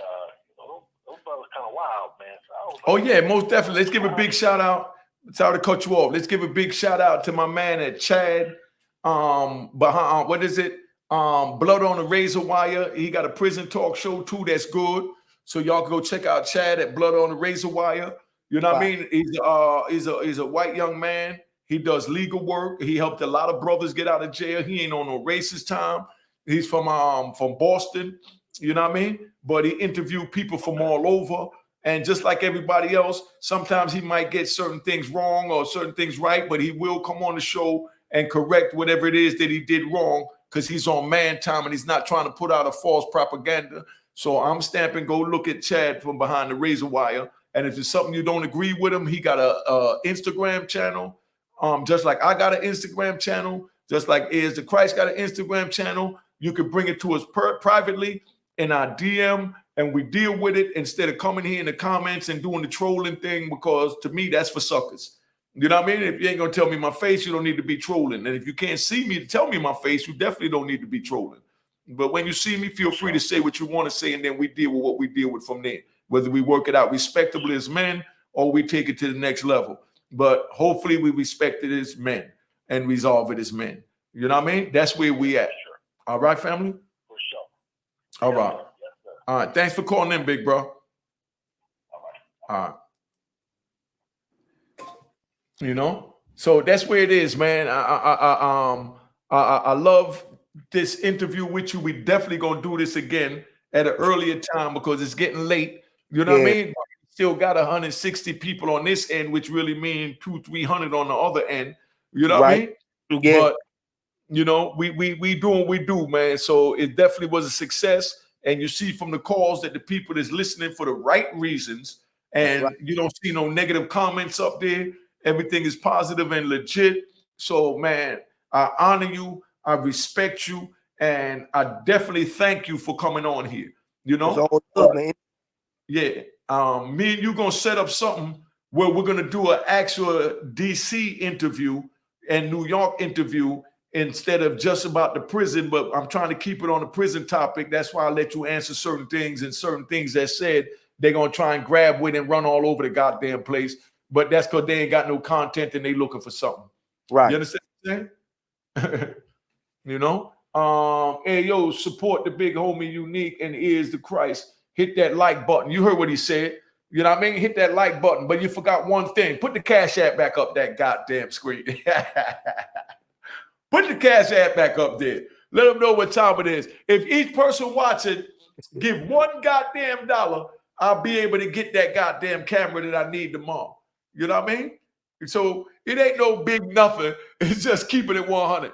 So the Cash App is on the goddamn screen, and call it what you want to call it. Tell PBS that they begging, they doing whatever slander that they going to try and say because a brother trying to get some help to do what need to be done.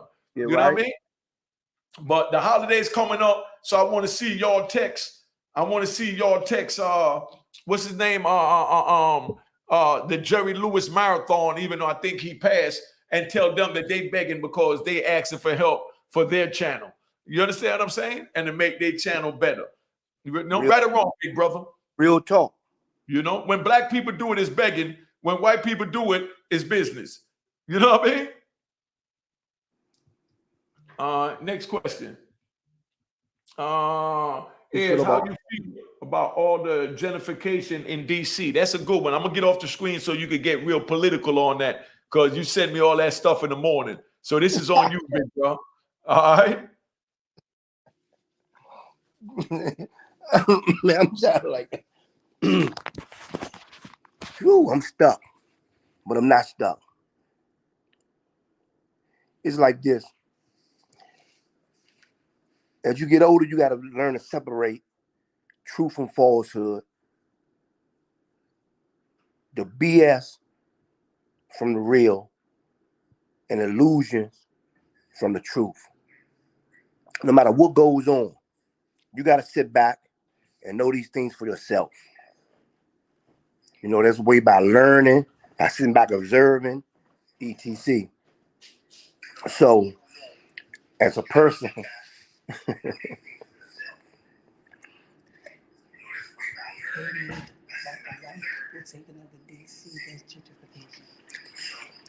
And also it's like we've been tricked because every city been tricked. And this is what they've been tricked at. All the Euros was out in the county doing this, that, and that. We had this, our people had DC locked and tightened in. But as a mind thing, we trying to get out the hood, try to give our children a better education. So we took and sold our houses and moved from the city out to suburbs, trying to get our children a better education, get out the hood. And then they turned around while we went out there trying to get our children a better education, better housing, uppity neighborhoods. It was already pre-planned. They took all the Euros, moved them back in the city, raised the prices up high, sky high, whereas though we couldn't afford it as an average brother or sister working. And so that happened in every city. Detroit, all across the world. And that's a trick on us that we got played by. But at the same token, we thought we was doing good because we wanted our best for our children. You feel me? So they say DC ain't the same. You go over southeast, northeast, it's not the same. They built it up, did it up, dropped the prices up. Everybody out in the suburbs now, we stuck. $1 million houses in DC. You ain't keep your house back then. We ain't got no million, 2 million to go back in the city and move up. So everybody been tricked. All thing I can say is these people think centuries, not decades, not years, centuries. And as a people, we got to get up on our consciousness and start spending money with ourselves, build on our own community up. Because everybody doing it except us. We spend more money than any other race, but yet we own nothing. We've been tricked. We got to get back. Don't wake the sleeping giants up. We the sleeping giants. We got to wake up. So that's my aspect of how the city went under and the city ain't the same. Can't hear you, Mo. Thanks. That's why I love you as a co-host, because you always remind me when I screw up. All right. Hey, but I'm gonna answer that question from a New York point of view with the regentrification in New York. But first of all, Alex, hey, the camera is $600. I'm trying to get a nice Panasonic 4K for streaming that I can stream that's not gonna cut off. Now the brother asked me how much was the camera. You understand what I'm saying? So I just want to let it be known it's $600 for the camera, so that's why I'm trying to rally to get enough money to get this camera. But the regentrification in New York, the way I look at it is when I was in prison, I heard Giuliani first say that word. You know what I mean? Because I'm in prison, I couldn't read it right. I never heard no regentrification. Keeping it 100. Now, the regentrification in New York, Mayor Giuliani started yelling that word, and everybody started panicking and ran with the way the media pushed it. You understand what I'm saying? That they was trying to push us out, but they wasn't pushing us out. They was preparing us for what they was getting ready to do. And what they were preparing us for what they get ready to do was to take over those same buildings that was burnt out from drug wars, turf wars, and just abandoned by slumlords that was taken over by rats. And the inside was falling apart, but the structure was still secure because it was made by brick. You understand what I'm saying? So they were just letting us know that we getting ready to take over these buildings because Mayor Koch was giving away them buildings is for $1. All you had to do was be more yeah. All you had to do was show that you had enough money in the bank, you know what I mean, in order to invest in the building. And they didn't want no whole bunch of money, 50,000, 100,000 in the bank, and you could have bought those buildings. I dropped the ball. I should have bought a lot of those buildings. I take responsibility for that. Iz dropped the ball. He should have bought a lot of those buildings, but we didn't know. We was young dudes that they dropped tons of cocaine in our neighborhood, made it easy accessible to us, and our mothers that couldn't pay the light bill, not mollifying it in psychological terms, meaning to try and make the irrational rational, to try and justify wrong. So I'm not justifying me or is the Christ or anyone else from the crack era, you know, wrong by saying that our mothers was broke and we had to go sell drugs for that, which was the reason, but we could have went and got an education in order to do that. But we chose to come off the porch and do it the fast way, led us to prison to do slow goddamn time. 26 years for me and a dime for my man on one bid, and I think he said 7 for the other. So they were just letting us know we get ready to come take these buildings, and what we're gonna put more. Giuliani put 100,000 police on the street to make sure that the neighborhoods were safe enough. And once Magic Johnson opened up that movie theater on 125th Street, Starbucks saw it. You know, they could come in there without getting robbed or burnt out like they did Woolworth back during the civil rights movement. So therefore, CVS came, Walgreens came, PC Richards came. You understand what I'm saying? Walmart, and all that shit came in the hood because they saw that it was money there. So Giuliani was never trying to get rid of the blacks. And I know this is the first time y'all hearing this. He was never trying to get rid of the blacks to move into whites, because you still need the blacks to work these plantations. And that's what CVS is. That's what Walgreens is. That's what PC Richards is, and all of that. They still needed the poor people to be physical laborers in these places. So they wasn't trying to get rid of us. They were just letting us know that they get ready to rebuild this joint, raise the rent, and bring their own in. So don't complain because you didn't buy it and made affordable rent for your people. So now that we made it where the rent is affordable for our people at $7,000, you know what I mean, a month rent, or $300,000 for a studio on Bradhurst. Bradhurst was a burial zone when I was out there. That's where they used to put bodies. Dudes used to argue over, you know, buildings back then. You know what I mean? As far as, yo, building 235 is my building. Don't put no bodies in my building, my nigga, because I ain't trying to have the police give me your body.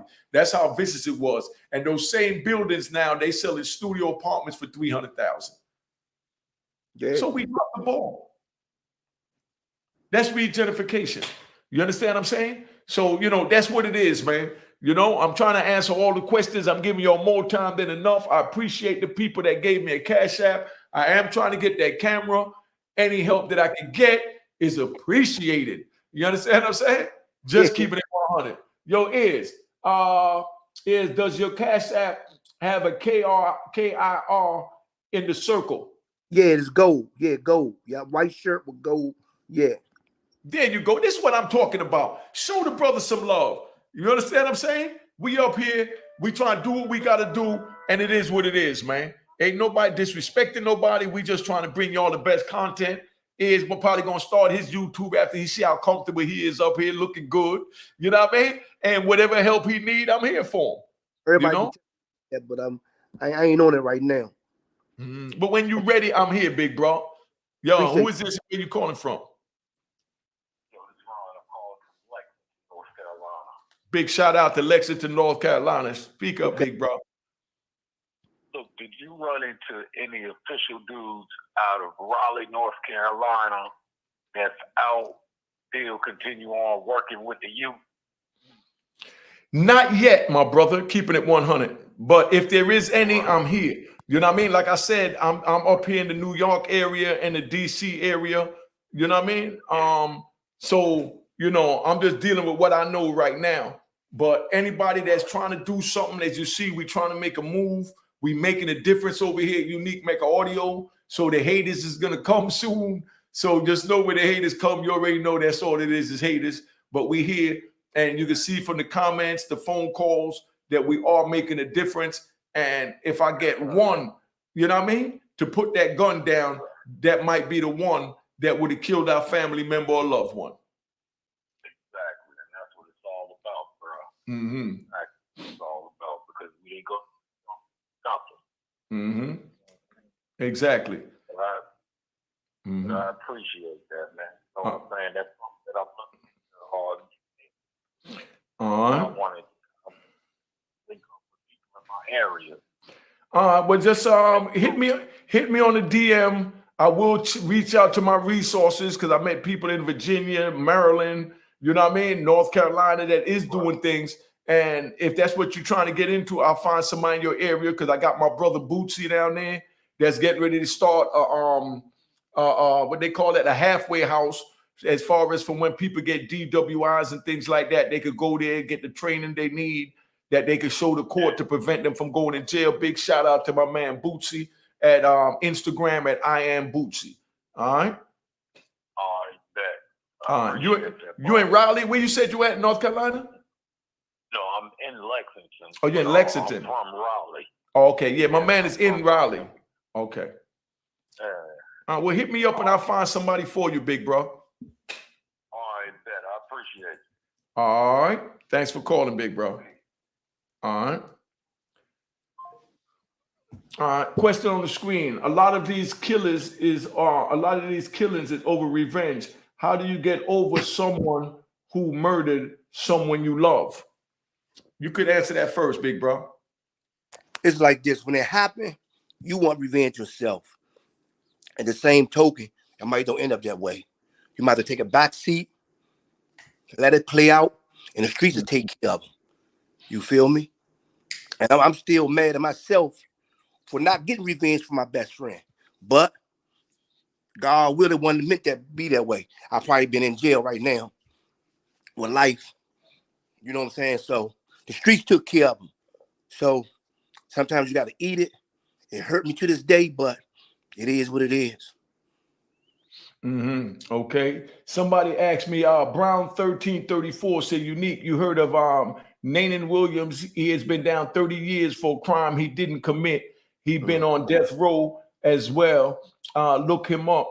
Great story if you could bring his case to light and get him home. Well, I tell you this, get his family members or friends to reach out to me and I'll gladly do it. 9 times out of 10, he's in the state because the federal death row is in Terry Hutt.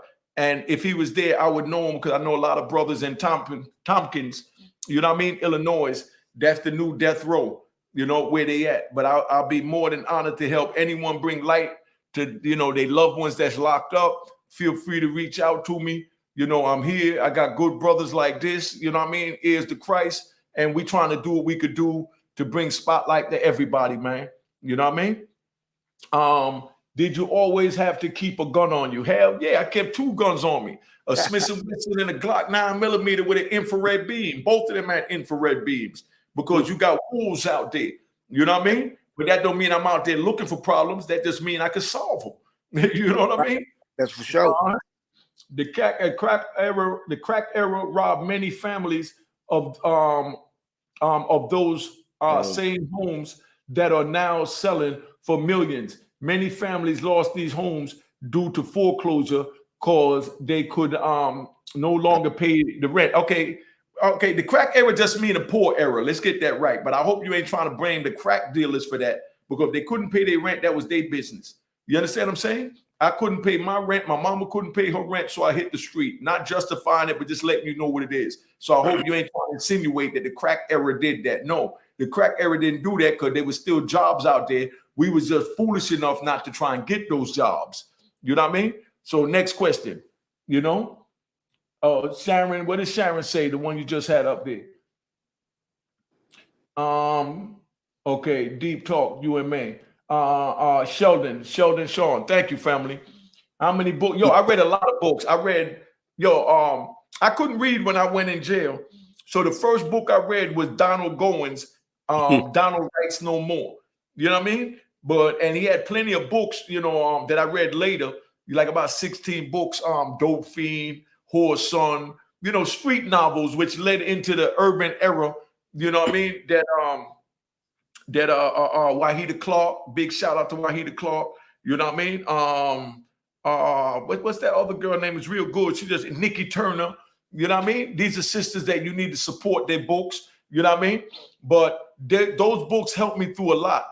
You know, but after I read those books, because they was easier to read and comprehend, then I started reading, don't laugh at me, Jackie Collins.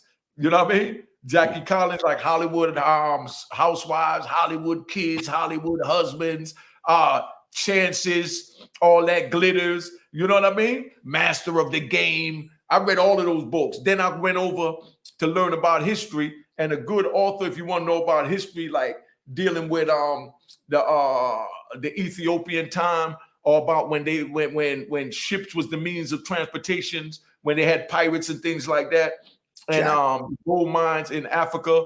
Then we had Wilbur Smith. You understand what I'm saying? If you want to be scared at night for a couple of chapters before you tuck it in with your life sentence, then you got yourself a Dean Koontz. You know what I mean? If you want a little action suspense, then you got your Sidney Sheldon. As you see, I read a lot of books while I was down. Big shout out to Carl Weber too. I love Carl Weber. And my man, let's not forget, rest in peace, Eric Jerome goddamn Dickey. You know what I mean? Next question. Yeah, DP said Horse Song was a hell of a book. You're right, DP. Unique. Do you know Harold Cummins, who had a lawsuit on ADX? Nah, I don't know Harold Cummins, but being that you mentioned ADX, when I was there, they got a courtroom in ADX you know what I mean? And they were the first ones to try and do video visits, but the only reason why that closed down is because under the Constitution, you're allowed to have your peers come in to and view the trial. I mean, anybody could come in and watch a court proceeding. And ADX, being it was a Supermax, always locked down, they wouldn't let anyone in, you know what I mean, to come represent the families that they was doing these videos visit with. So it closed. ADX also, they had a lot of people rallying saying it was cruel and inhumane punishment. And for that, again, I want to say welcome home to the big homie, the captain, Matula Shakur, getting ready to come home. He just got granted parole last night. I talked to his son, Talib. I'm going to bring Talib up here to do a joint on Matula Shakur. But that's how we move, man. You know? Man, I wish these youngins out here would sit and hear this. They making the same mistakes. We need y'all talking this. Like I said, y'all got to make them sit down and talk. You know what I mean? Y'all got to do that. Sheldon Peer, I'm gonna hit the Cash App so you get the camera upgrade. Thank you, big brother. I definitely need that. You know what I mean? All right, that's what family do. All right. All right, next one. Talk about Serrano's versus DC. Like I said, I can't speak on the penitentiary, the high mediums. I'm a low in the camp dude, so a lot of that wasn't going on where I was at. Thank the man upstairs. So I ducked off. So, well, a lot of that was going on where I was at, and what it was is Serrano on man time, DC on man time, and men is gonna have disagreements and they're gonna clash. But in the prison, it ain't no goddamn fist fight. It's pushing that knife. That's so right. Could you imagine arguing over the phone with another man, and you got to get your knife to resolve it? And you got 20 dudes on 20 dudes with knives. And it depends where you at. You know what I mean? That's right. It was when Bill Clinton left office, him and his wife rented the whole top floor, or the whole top floor of the Adam Clayton building on 125th Street. That's when Harlem started to change. Yeah, but check into that. You might be right, family. Like I said, I don't possess to know everything because I was in prison. But at the same time when they did that, Magic Johnson Theater was open. You know what I mean? If I'm wrong, correct me.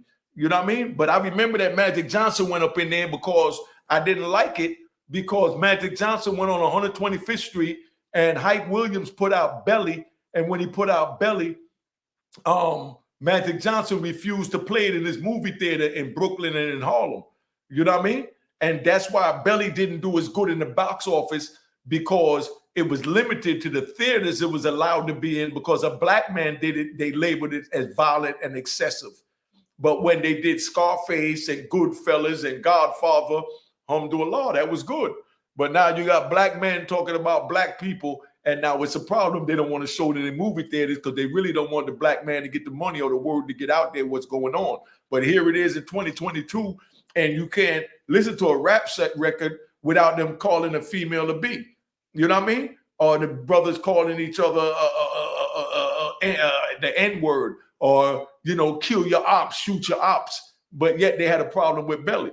You know what I mean? But they playing all that on the radio, and it's inciting all of this because I remember and I know you remember this, and my older people remember this that's watching, when a dude in Texas, I think it was, he got pulled over for shooting a state trooper in Texas, and he said he did it because he would listen to Tupac music and it influenced him into shooting the cop, and they tried to bring Tupac up on charges. Right. You know what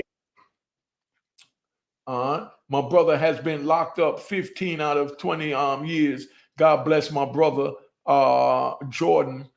They're trying to give my brother 3 strikes life right now. Yeah, that's what they do. He must be on the West Coast. I thought they done away with that 3 strikes in Cali. Y'all, let me give y'all some history.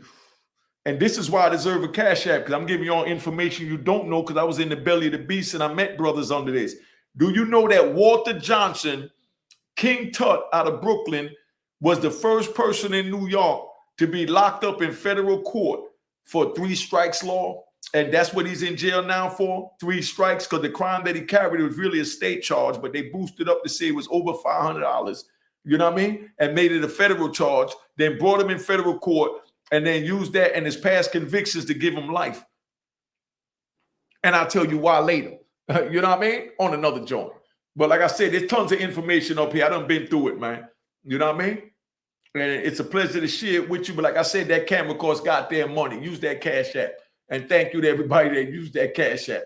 You know what I mean? Keep it 100. Hit that like button, goddamn it. So lack of jobs wasn't why your generation didn't go to the streets. Nah, I mean, a lack of jobs is why a lot of us went to the streets. Yes. Yeah, the lack of job didn't prevent us. That pushed us to the streets. You know what I mean? And then we thought we was too big to take certain jobs. You know what I mean? Like they complain about the Mexicans coming in, and the Mexicans coming in doing the work that the American people don't want to do. How many Americans gonna go pick oranges in California or oranges in Florida for the sun-kissed state? You know what I mean? But they have a problem with them coming in. Double R, what up, son? All over New York to the West Coast, black men took out their own. Can't blame the supplier. They didn't force you, just use you. Your key word, they just used us because we knew no goddamn better. And no one is blaming the supplier, my brother. You never heard me say I'm blaming anyone for anything, because each man do whatever he chooses to do, because we have choices in life. I had a choice to go to school. I chose to hit the goddamn streets. I screwed up. I'm trying to tell the youth, don't screw up like I did and make the same screwed up choices that I made. You know what I mean? So let's get it right, big brother. But thank you for your comment, Uppity Negro Goddess. That's a pleasure. I love that comment. But yes, you said, no, that wasn't hard. That was it. You're moving the questions too fast. Let me finish the answer when you bring them up. All right. But that, for whoever made that comment, because they didn't took it off. Yeah, that was Uppity Negro Goddess. Thank you, sis. Let's see her other question. Very good question. But black men and the only men outside the prison who don't have unity is nobody's fault.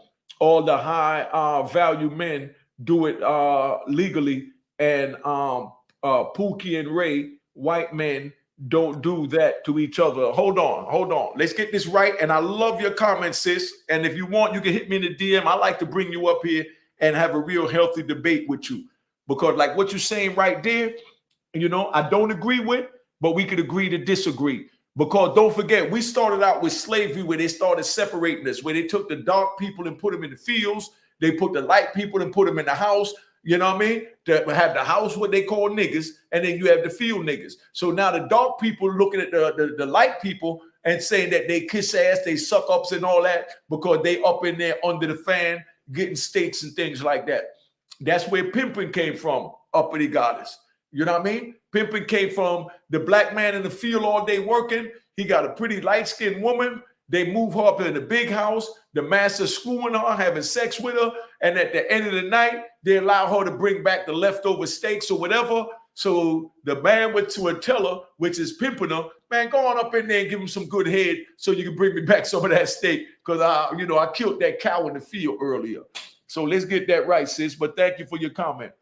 A lot of places I have been, New Jersey and New York, cars stuck together. Most definitely New York and New Jersey cars stuck together. And when you go out west, I don't know if you know, you got DMV. You know what I mean? What's that? DC, Maryland, and Virginia. You understand? That's what they call the DMV call. That's when all of them come together. But when they're on the East Coast, then they don't, they might have the Maryland call, this call. Right. But when you go out West, we got to come together to make our numbers stronger. You know what I mean? Show. Now I didn't get that yet. Send what's that? Sent you, got that. Now I didn't get the Cash App yet, big brother, but thank you. Sheldon Scene. You know what I mean? Unique Law, peace, God. I did 22 years, came home 2016, feels great. Exactly. I did 26 and it feels great. You know what I mean? I love to be able to help the people that's on here that, you know what I mean, that have their questions or, had their fantasies that prison was a bed of roses and it ain't nothing to do time. I'm telling you, I cried plenty of goddamn nights in that goddamn cell. It might not have been physical tears, but it was emotional tears looking at pictures with my son in his football uniform and I couldn't hold him, or my daughter at her graduation. Did you live in any other hood or Trinidad born and raised? Trinidad born and raised. All right. If your wives or children's moms, white, black, or women of color, I don't think that really matters. But no, mine's is black because there ain't nothing to hide. You know what I mean? But the reason why is because where I was at I come from Jamaica to Jersey to Brooklyn to the Bronx to Harlem to DC to Philly, you know what I mean, to Delaware to Virginia, to North Carolina to South Carolina. I even went down to Atlanta and Miami. I played the whole East Coast. Everywhere I played, it was in the hood. It wasn't no white people in the hood when I was out there. You know what I mean? It wasn't no white women. It wasn't no white men. I'll come back to Harlem. We got white men, white women, and Chinese men and women walking dogs 3 o'clock in the morning on Bradhurst. When back then, to walk down Bradhurst, I'm official nigga.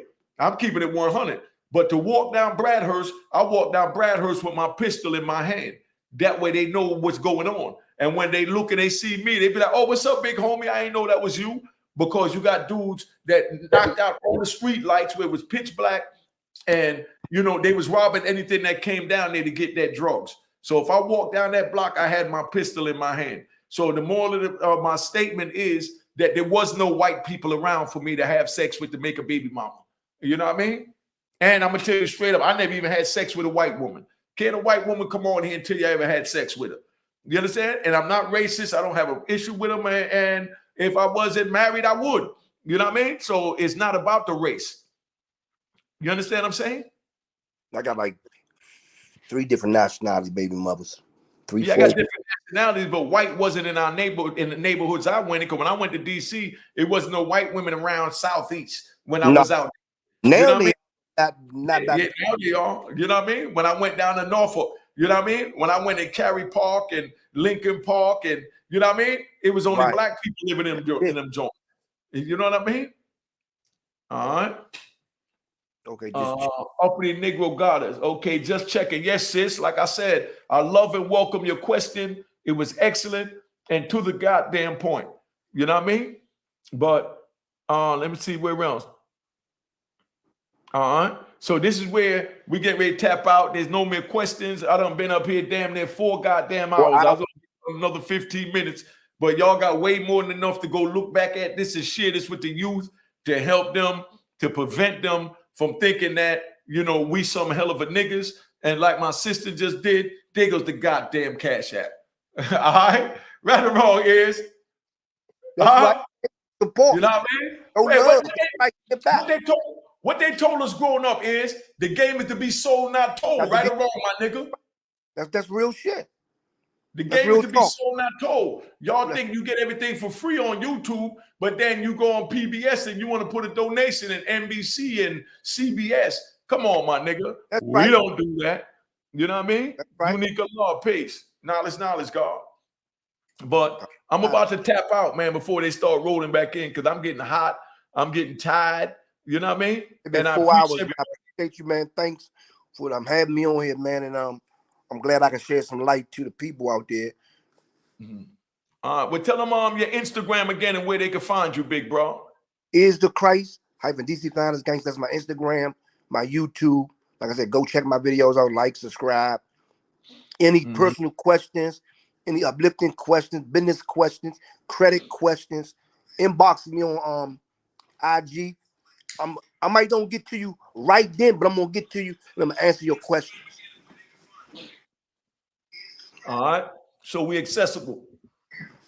Right. All right. Yes, but uppity Negro Goddess, definitely DM me. I like where you at, with your questions and where your mentality is at. But I definitely, need to really enlighten you on, you know what I mean, on the other side, how, us, not uppity Negroes, just regular Negroes think. You know what I mean? With sense, That's right. Yeah, but I love your questions and thank you very much for tapping in, man. You most definitely appreciate it. And definitely subscribe, whoever didn't subscribe, you know what I mean? Like, you know what I mean? And like I said, thank y'all for the donation. It's bringing me closer to this camera. You're more than appreciated, you know what I mean? And definitely get the book. Definitely get the book, like Uppity Goddess said, Aurora in Harlem. You see how I screwed my life up. The young boys love it because they got all that gangster stuff in it. My man Cavario edited it, but none of this was worth it, man. And I'm telling you this out my mouth. All right? That's right. True real. True fact. Or the white boys from the Boston car really crazy. I mean, I ain't gonna say they crazy. I mean, we all crazy when you put us in a goddamn cage. You know what I mean? So I'm not gonna pick out or signify no one race. You know what I mean? So that's where we at. But thank you, as you see me closing out with 200. You know what I mean? People up here. You know what I mean? But I've been on here long enough. I'm an old man, man. We'll support both the homies. Is the Christ. Yeah, thank you, G Walls. That's appreciated. All right. So we tapping out. One. Man, love y'all. Be safe. All right. Appreciate that.